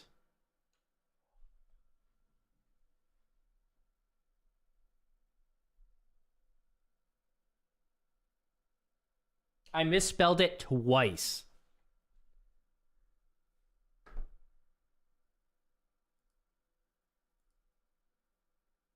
I misspelled it twice. Damn it.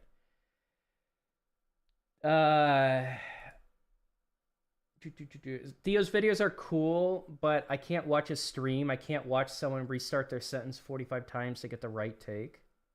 Oh, he records videos. Is that what you're talking about? Because he'll record it live?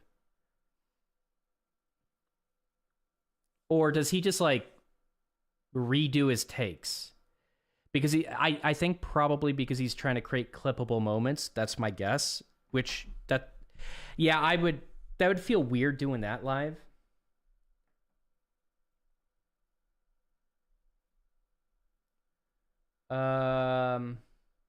So I have to be smart for this or just patient? For what exactly? It can get obnoxious. It can sometimes. I don't mind him though. He seems fine.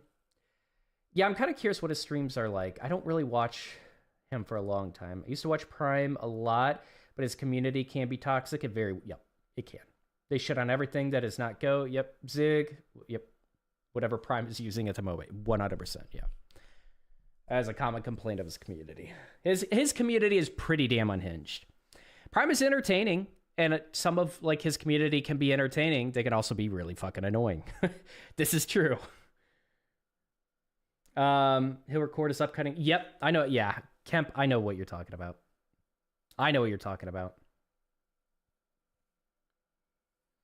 Yeah, he records them. Yep, and he'll fuck up a line and restart it. I don't do that line by line thing, but Theo's videos are Theo's YouTube videos are really good. I think they're better than mine. I think he creates higher quality videos than mine. I probably need to improve on that, but to redo every single line, I don't know if I will ever do that. I've learned a lot on Theo's videos. Yeah, I still watch him. I'll have a video that pops up once in a while. What's up, MD? How are you? Are you encrypted? What do you mean by that? I'm pretty good, though. Today's a good Monday. How are you? How is it going? All right, so we got to remember, we're going to undo all this. We fucked up royally. All right, you guys ready? We got to remember, we got to do a git soft reset. Git soft reset and stage changes. Head back to the specific commit, undoes all the changes made, and saves all the changes in the index.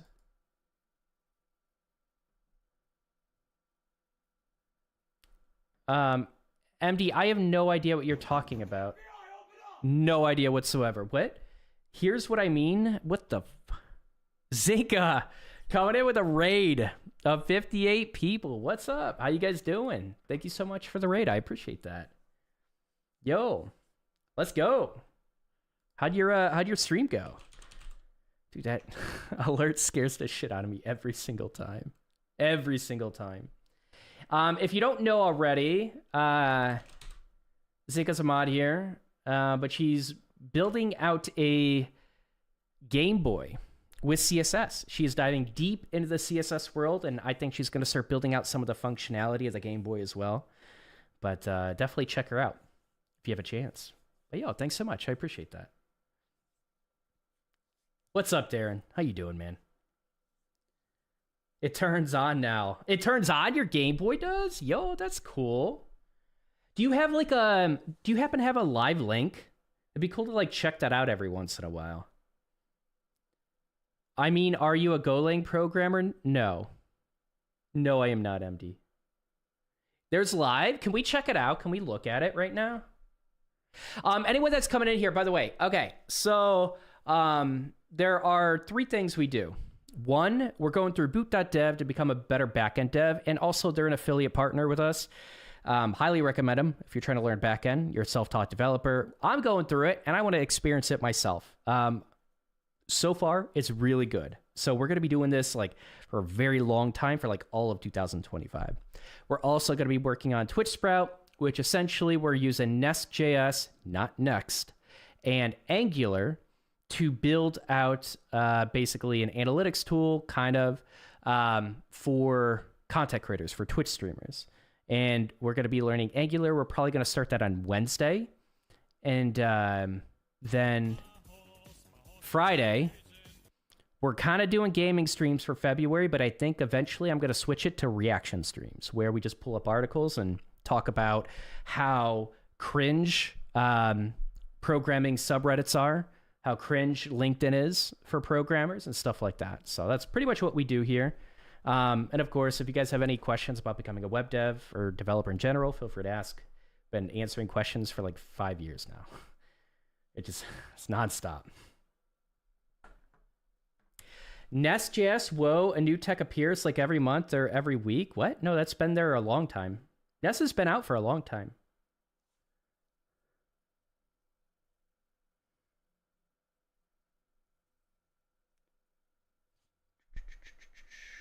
All right, let me catch up. I have the GitHub repo. Oh, you haven't hosted it yet. Oh, okay. That's cool. That's fine. Yeah, when you host it, that'd be cool to see. We could check it out. Front-end dev is weird. JS is bloated. We're not even talking about... Nest isn't front-end. What are you talking about? What? MD, I think you're arguing with yourself. Have you ever talked here? You have. You've been in a previous stream. MD, I think you're... Are you, like, schizo? I think you're just arguing with yourself. That's weird. Thank you, Paxify. Let's toss that ban out. Nest has been around for a while.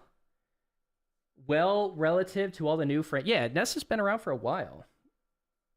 MD, are you, like, hearing voices or something? I don't know what's going on with you over there. YouTube can be a little bit strange. It can be a little bit strange.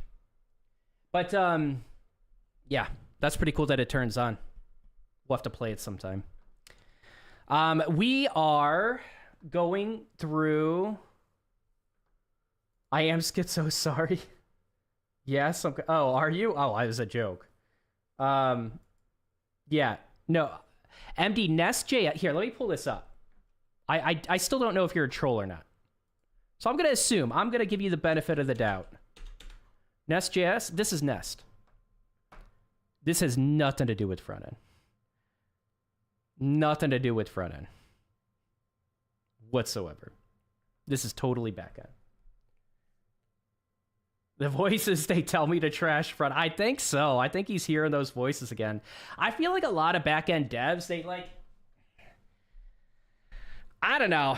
I do hear that like 10% of backend devs do kind of get this voice in the back of their head that's like, shit on JavaScript. Shit on JavaScript. And it's like a little whisper at first, and then it gets louder and louder and louder. Yeah, Nest is a backend. Nest is backend. It's been around for a while. If you've ever used like Java and Spring Boot, if you've ever probably not, because you obviously don't like front end, but if you've used Angular or something like that.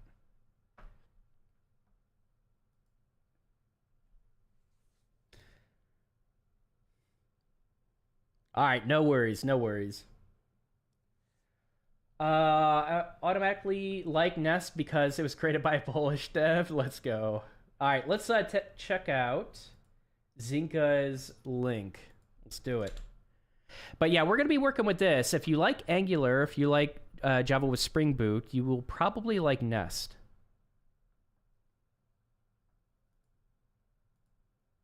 Why do you think so? Why is there so much hate towards JavaScript? Because it can't, like, the JavaScript ecosystem can be pretty insane. The Next community is a cult. React doesn't need to be injected into every single application. the Node ecosystem is like the Wild West when you go into a professional code base. Everyone has their own conventions, which is why I like Nest. Like, you know, this is why I like Angular. Kind of like strictly enforces certain conventions. I don't know if I like Angular. I think I'm going to like Angular. I've checked it out before, but we're going to try that. But yeah, it's just like JavaScript ecosystem is kind of like the Wild West. And if you're a backend developer, I don't know. People have different reasons. Like, I'm going to be truthful as well. Like, a lot of people that hate JS suck with JS. That's also the truth. They don't want to get good with JS, so they just shit on it because every backend developer shits on it. So you get, like, other takes like that. But there's reasons to shit on JavaScript, but I think it's just one of those things. Here's the real reason people hate JavaScript so much. Because it's pushed everywhere. Everything needs JavaScript. Everything.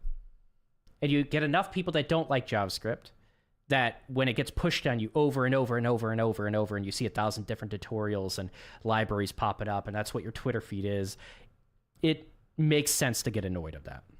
JavaScript ecosystem is a cult. Next is a cult. React is a cult. So many damn cults on the front end.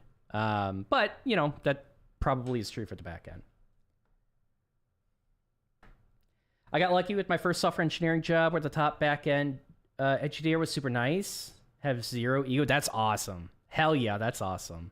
Yeah, a lot of our developers at the companies I worked at had, like, no ego. The vid is short. I still got to make the logo appear. Oh, you have a video. Okay, we're going to watch that for sure. I like the cat. Yep, I figured you would. Of course you like the cat. JavaScript gets hate because there are many people that think everything should be made, with JS, but the opposite side is that a lot of people think that nothing should be made with JS. Yeah, which is wrong. Of course it's wrong.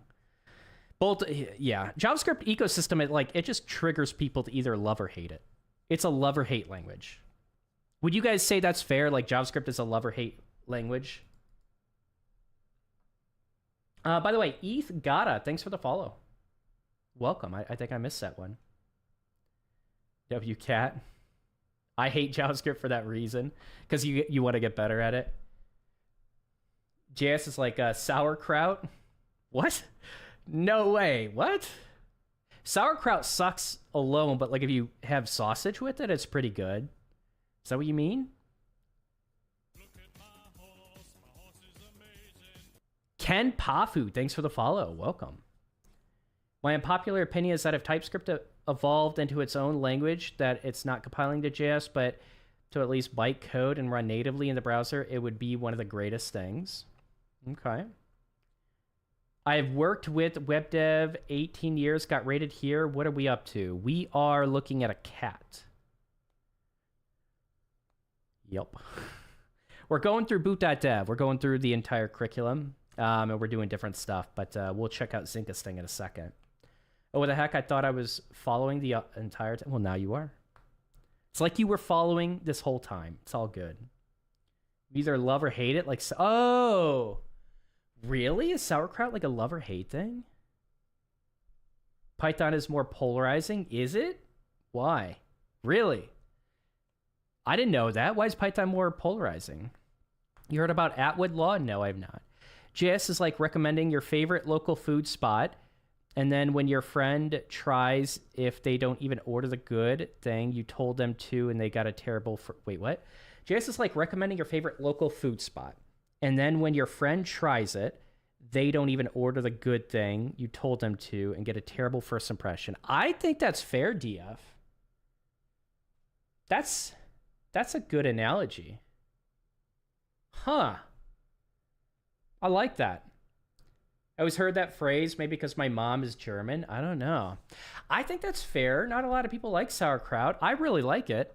You could be onto something there. All right, so this is... Oh, you have a recording. All right. This is Zinka's recording. This is what she's working on. By the way, backend devs, watch and learn. CSS in action. Wait, we need a sound, right? Oh, no sound.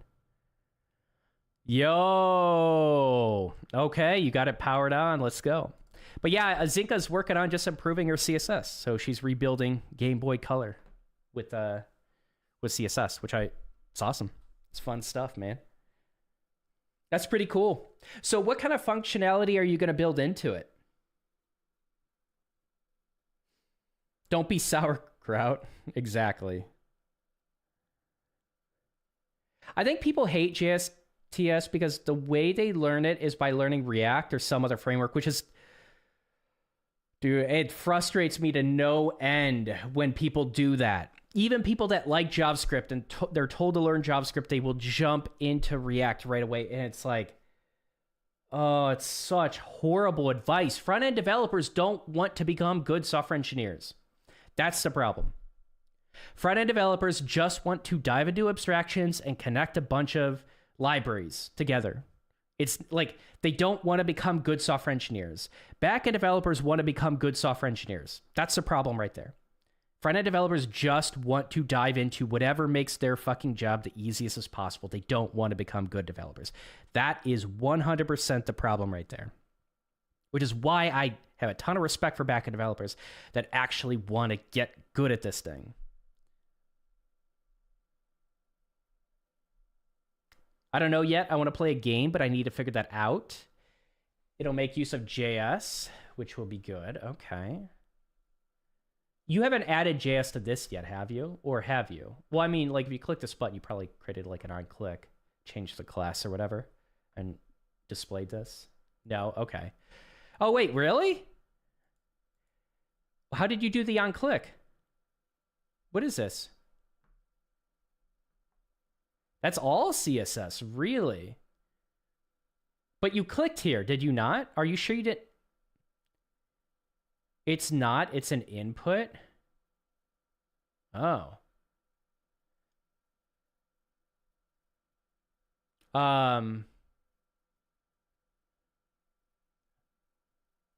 It's like a checkbox or something like that. And then... Huh. How do you get this to display if that's true with just CSS? So if it's checked, you can style this differently.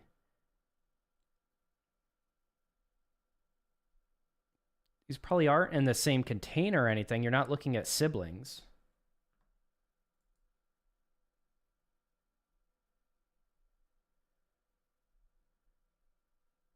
Yeah, Prime did. I actually learned that about Prime as well. He did work a lot with JS, which really surprised me.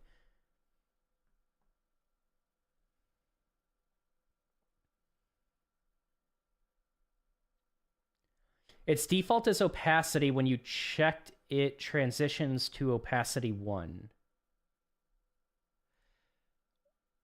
Oh, so what you're... Well, I'm wondering, so when you click this button, you check this, but how does it change this? These are two separate elements, right? Well, we could just look, actually.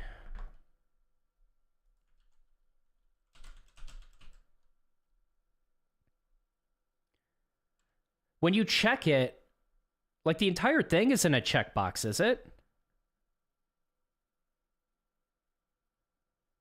So when you click it, it's actually activating Bolt?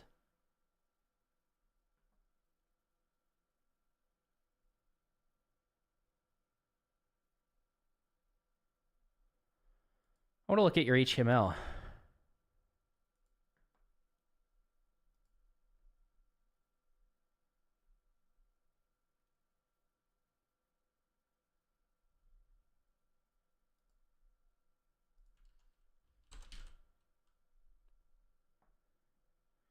That's the power button.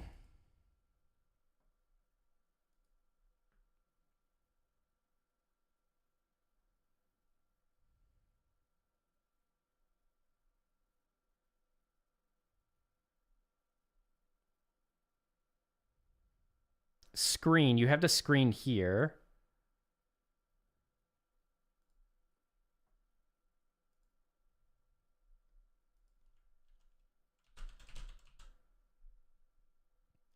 This plus and what is this? CSS.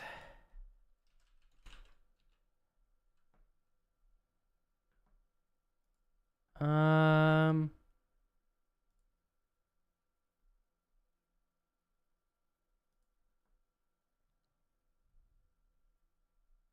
not type. Universal. Combinators probably. Child.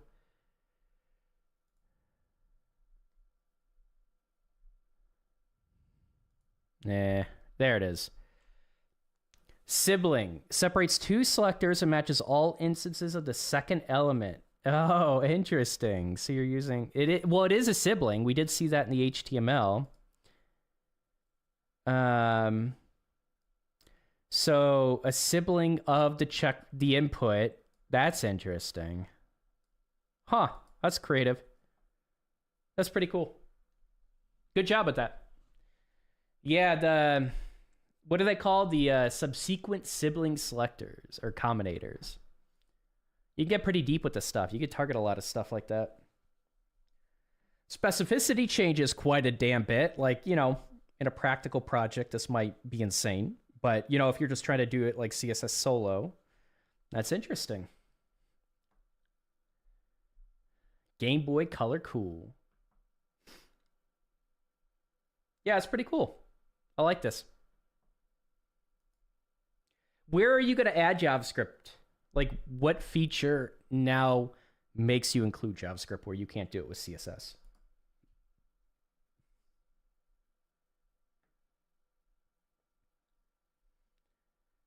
There's a difference. Not be the biggest fan of a language after you understand it, but don't have a problem using it when it's the right choice. And it's just hating on a language because someone online told you. Yep. A lot of people just hate on languages. We don't usually tolerate that here. It was kind of like why I gave MD a little bit of a hard time in the beginning, because it's kind of just like complaining about front end right away. Even if it's just like even like people that shit on like front end or shit on back end or stuff like that. Usually we don't humor that for too long here. Like a little meme once in a while is fine if you're a regular, but people do that too often. Might be the opposite side of the spectrum though, where I just want to learn every language that seems interesting to me. Hey, curiosity is what makes software engineering fun, man. It can be bad, yeah. You don't really focus in. It just depends on your goals, for sure.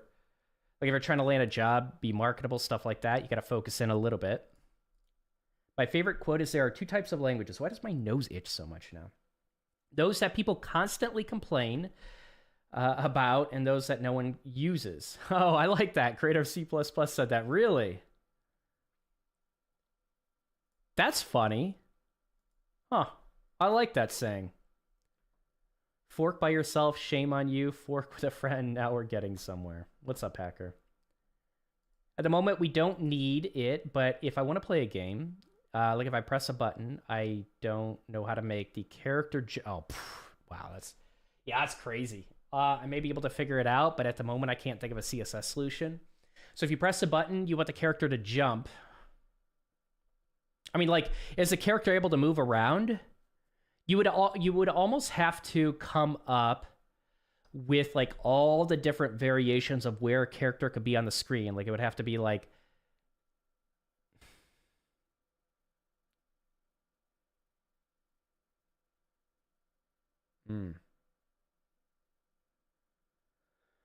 I'm wondering if you're gonna have the character moving around, like actually able to move around in the game.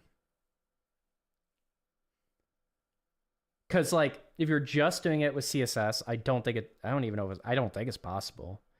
But you almost have to have like all of the animated effects figured out for all the movements of the character, of like what the visual is going to look like for the character when this combination has occurred. Can you even achieve that with CSS? You're definitely using CSS in a way it's not designed for, that's for sure. Yeah, I don't even know if you can do that. I'm already working, but I like to tinker. Then what's the problem with that? So you explore languages in your spare time to keep your interest? That sounds like a good idea to me. You got a couple terrible Git jokes? Dude, I love Git jokes that are terrible. I like programming jokes that are terrible. Those are always welcome here. Out of all the people talking about it, Mitch Hashimoto has been the one that has made me want to look at Zig. Okay. Branch a tag and a ref log. Welcome to a bar. The bartender says, what is this? Some sort of rebase? I don't know what reflog is. Reflog. Have we used that? I don't think so. I just learned about tags. I've never used tags before. I've just learned about them. Good for versioning, right? You will find out, Zinka. Yeah, I guess so. Are you having fun with your project, though, Zinka? That's what I'm curious about. But yeah, Wednesday we're going to be going into this. Probably not working with Nest on Wednesday, but we're going to be working with Angular.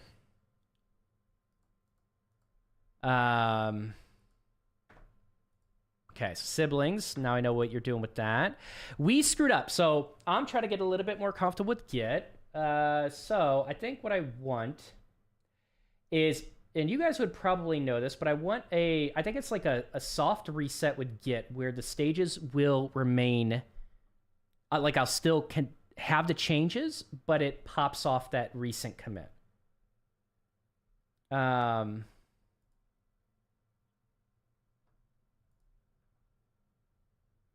There's no way this is my song. Oh yeah, I added this. Pretty sure.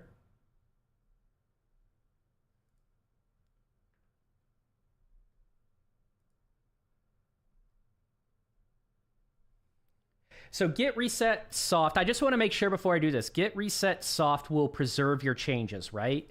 You just remove your commit. Does that sound right? I don't see 50 years of code bases to migrate to Zig. I don't think so. I don't think it's happening. But I have heard people talking about Zig. Yeah, I'm enjoying it. I struggled today, but that is a good thing. That is a good thing. Hell yeah. It means you grew more. It can be frustrating, though, for sure. The problem with Git jokes is everyone has their own version. He just keeps going, man. Yeah, you can add music. You definitely can. All subs on Twitch can add music. I'm pretty... So... I mean, we'll undo these changes. So let's do Git... Here.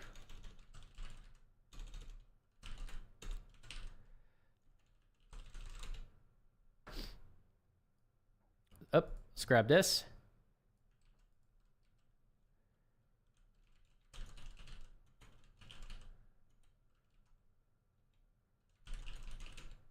Fuck.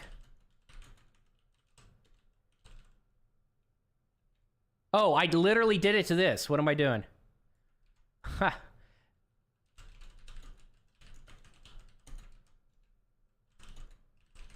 Yo, we got it. All right, there it is. Okay. What is the command to change a file name?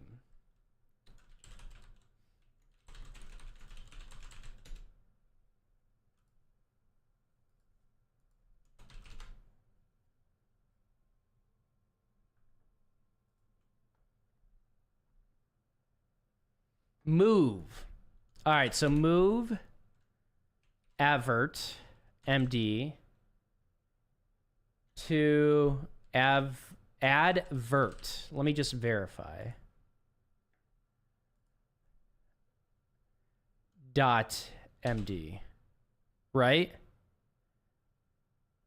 Yeah. Okay. Cool. So now we want to open up Gitignore. Let's try this again. I misspelled both the file name and the contents. So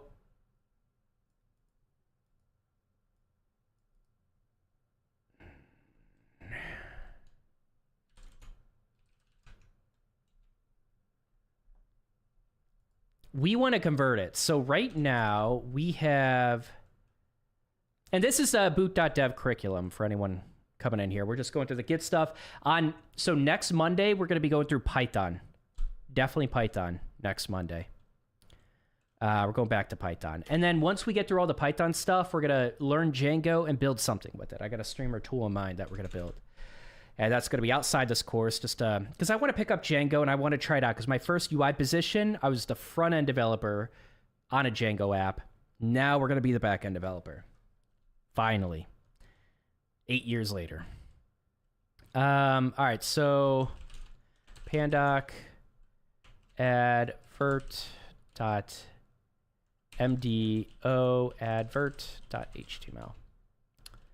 So cat advert html. So we have the HTML. Okay, that should be good. Let me catch up with Twitch chat and then we'll try it out.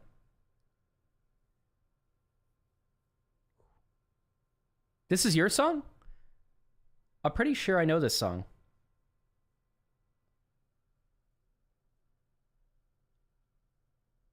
Furry music is attacking again. Yep, Zinc always brings the furry music.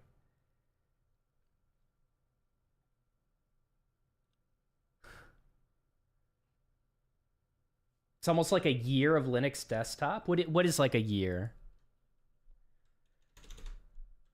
By the way, how you doing, DF? All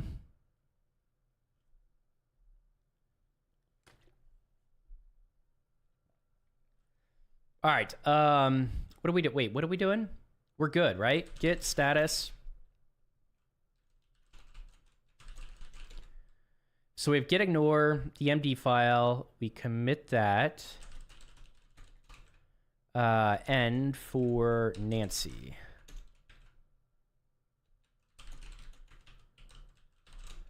All right, so we have Nancy. Let's run this.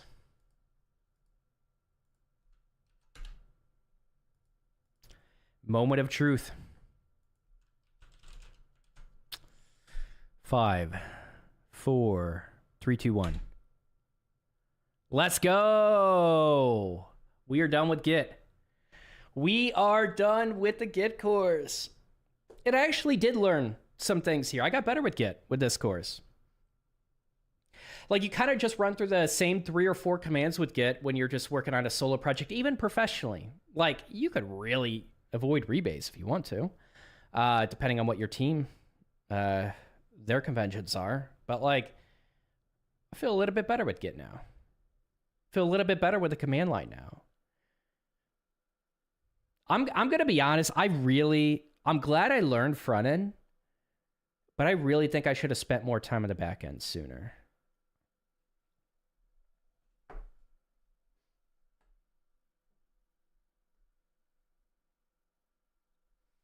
Rust replacing C and C++ year of Linux desktop is a meme because the Linux community is saying that year is a year when Linux desktop will be more popular. Oh, okay, then Windows. We all know how it ends. Windows will always be more popular, unfortunately. I think, honestly, I could see myself switching to Linux. See, here's the problem with coding, Linux. I'm not coding on Windows. I don't care. Linux with coding, fine. But like my workflow as a content creator and a lot of other things, Linux is not the solution. Windows is a way better option. So Mac is like the in-between for me, where I get the best of both worlds, where I can run my business very smoothly with Mac. A lot of the software just runs very nice. It's well supported, a lot of different software. All my stuff is set up with that. I don't know. I definitely am not going to Windows, but I don't think I can commit to Linux either. That's the problem. So Mac is like the perfect middle choice. My team is rebase only, no merge. Okay. Yeah, some teams are like that. Some aren't. Nice. I haven't even finished this one. Finish what one? Oh, you mean front end? I don't think I finished front end. I feel like there are a lot of things I could dive deeper into with the front end. If you get good at back end now, you'll be a full stack and a real full stack. Yeah. Yeah, not a Next.js full stack, but yeah. Legitimate full stack.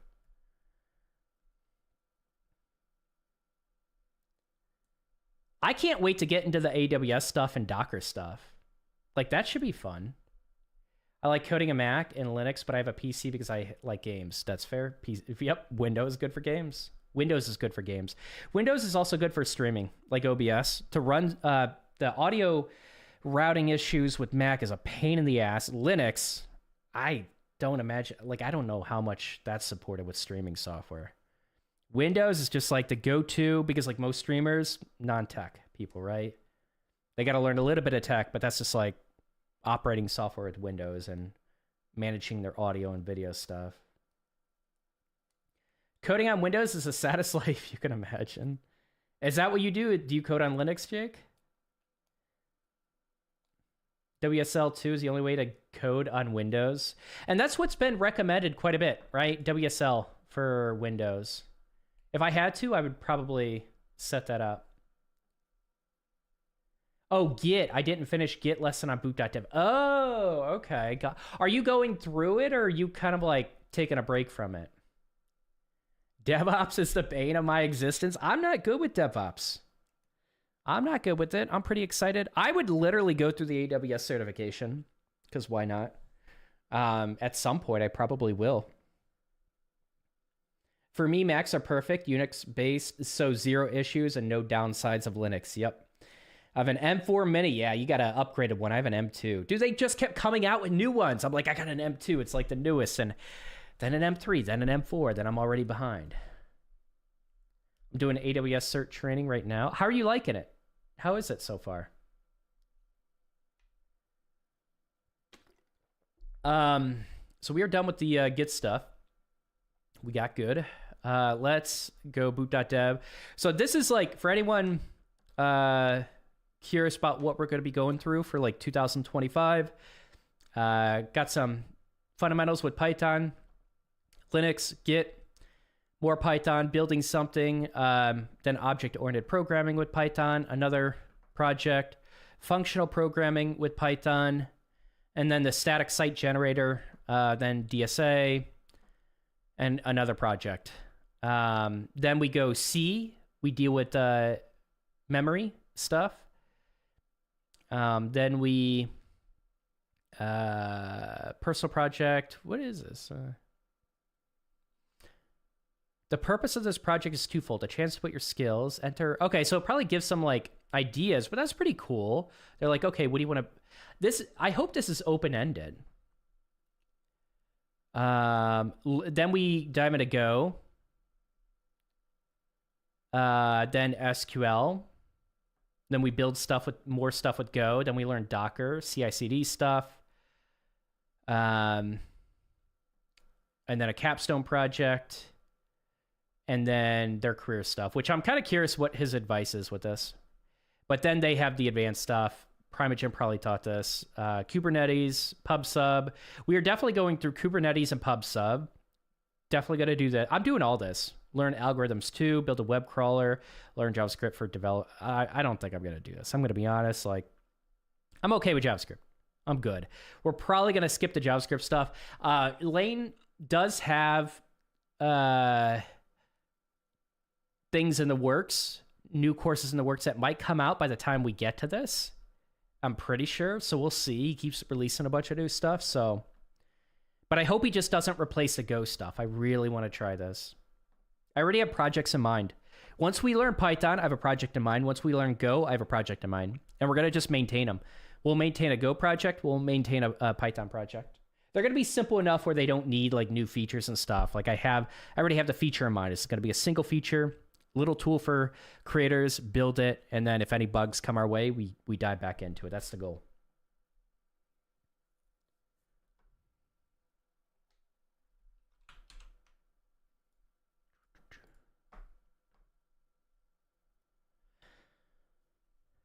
It's fine. I've been using AWS services for a while now, so this is kind of just, checking a box. Gotcha. Okay. So you're probably a lot better with that. That being said, I have been using like 4 or 5 services, and the cert covers a lot more. That AWS cert can really help with a lot of backend devs for marketability too. TJ teaches a C course. Okay, cool. Does TJ, like in his streams, does he work with a lot of lower level stuff? DSA, my nemesis. I'm not that good with DSA stuff. Like I can do DSA problems for like front end positions, like the depth that you're going to get for front end positions usually. But like if I were to apply for back end positions, I think the DSA would be a little bit more challenging. Memory management, indeed. We're going to screw some stuff up, man. Lane won't replace Go. He's a big old Go head. Good. I love it. I'm actually pretty excited to learn Go. It's going to be a while, though. All my Discord bots are built in Go and hosted on my VPS. Super simple. I would... No, I'm probably going to host my stuff on AWS. Yep, I can't see Lane replacing Go, maybe tweaking it, but not replacing. I think TJ is a big... Hey, I got a question. I might bring it up to Lane. Do you think Lane would be willing in his Discord server to have like a channel for people live streaming going through Boot.dev? Do you think it'd be open to that? I think TJ's a big camel guy. Is he? You know what I would also love to build something with? And it would be a WoW add-on. It'd 100% be a WoW add-on. Lua. Lua. That's how you pronounce it. Lua, right? He's a big Lua guy. Is he? Oh, that's interesting. Hard to say. Ask him. I might. I think it'd be cool if he showed people like live. I mean, like, it's a little bit of a self-promotion, obviously, but like it would actually be cool to see other people going through Boot.dev stuff. I'll have to ask him. Yeah, I'll probably DM him. I'm not going to be on Twitter for long, though. I usually DM him there. I'll be on Twitter for long enough to ask him. I mean, he is a NeoVim maintainer. Lua is his life. Oh, is he? Oh, okay. Oh, wow. See, I don't know these people. I know who TJ is. I just don't know their background. I gotcha. Huh. All right. That's pretty cool. Well, thank you for the lore. Thank you for the history. I think it's about time. So I have a couple things, a couple contract stuff I have to get to tonight. But I essentially just help developers full-time that are trying to break in. A lot of junior devs. So, yeah, if you ever have any advice, feel free to ask. But I know we're attracting a lot of people that are more experienced, so I get that you're not going to have questions or anything like that. So I appreciate, like, just kind of talking to other devs, too, about some of this stuff. So you're more than welcome. But I notice as we do the Boot.dev stuff, it's bringing in a lot of more experienced people, which is pretty cool because we've had a ratio of, like, 98% new devs, and then, like, now that ratio has shifted over the last like month and a half of like more experienced devs coming into the community. So that's pretty cool. One good thing about watching Prime is meeting those really good devs. Yeah, he has really good devs on his stream quite a bit. I just don't have time to watch streams that much. I wish I did. Anyways, we're going to be doing this every week. So Wednesday, we're going to Twitch, or we're going to be pulling up Twitch Sprout again. I can actually kind of just show you real quick. And then we'll, here, let me just show you real quick. VS Code. I'm not really going to go through the application, but more Twitch Sprout. There we go. So I use, this is the JavaScript land. I'm going to go ahead and use Angular. I started setting it up. We had a React. Our landing page is just built in React. But I think I stripped it. No. Why is this still here? Oh, I know. I separated it out. I know what I was doing. And then here's our React application called client. And then I created a new thing with React to then move this into React. And then I'm installing Angular right now. So we're going to be learning Angular. And then the server stuff is through Nest.js, which is pretty cool. I like Nest. I feel like this could be organized a little bit better. We're shoving a ton of stuff in the Twitch OAuth. Like, this is huge. There's no reason for it to be this long. We got to separate this a bit. But this is pretty much the Twitch Sprout application that we were working on that I kind of paused for a little bit as because I kind of just have my own business and I'm trying to essentially put food on the table. That's pretty much it. So we're going to be returning to that on Wednesdays.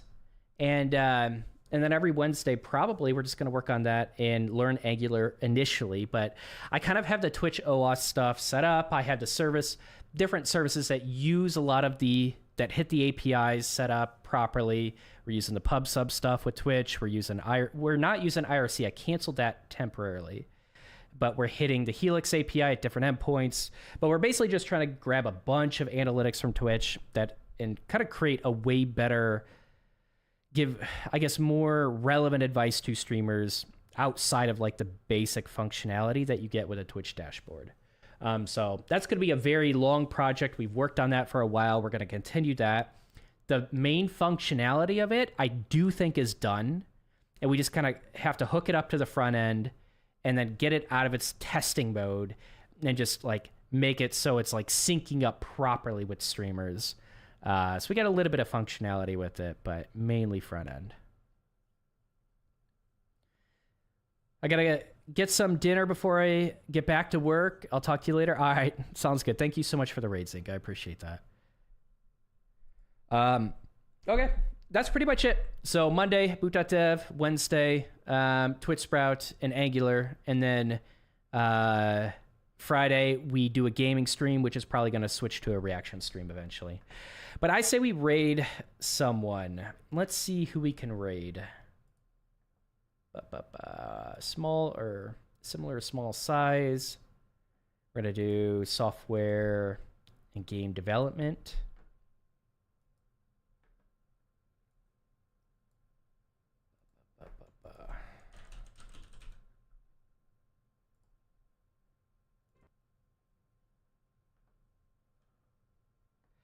Let's go. Who is new Steam page? Who dis? I don't know who that is.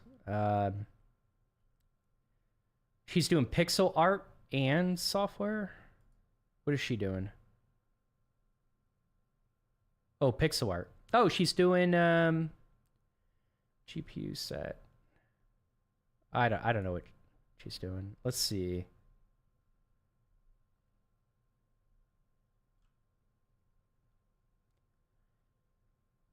Chatting, game dev, today's tasks.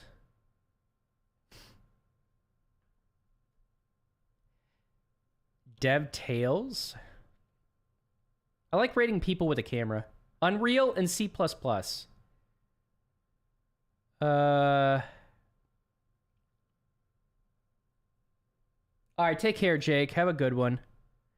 I think we're going to raid...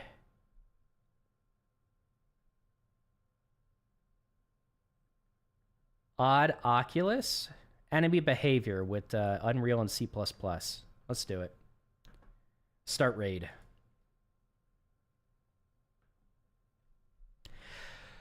All right, thanks for hanging out after Zinka stream. We'll be live on Wednesday. Wednesday, 4 p.m. Central Time is when we usually go live.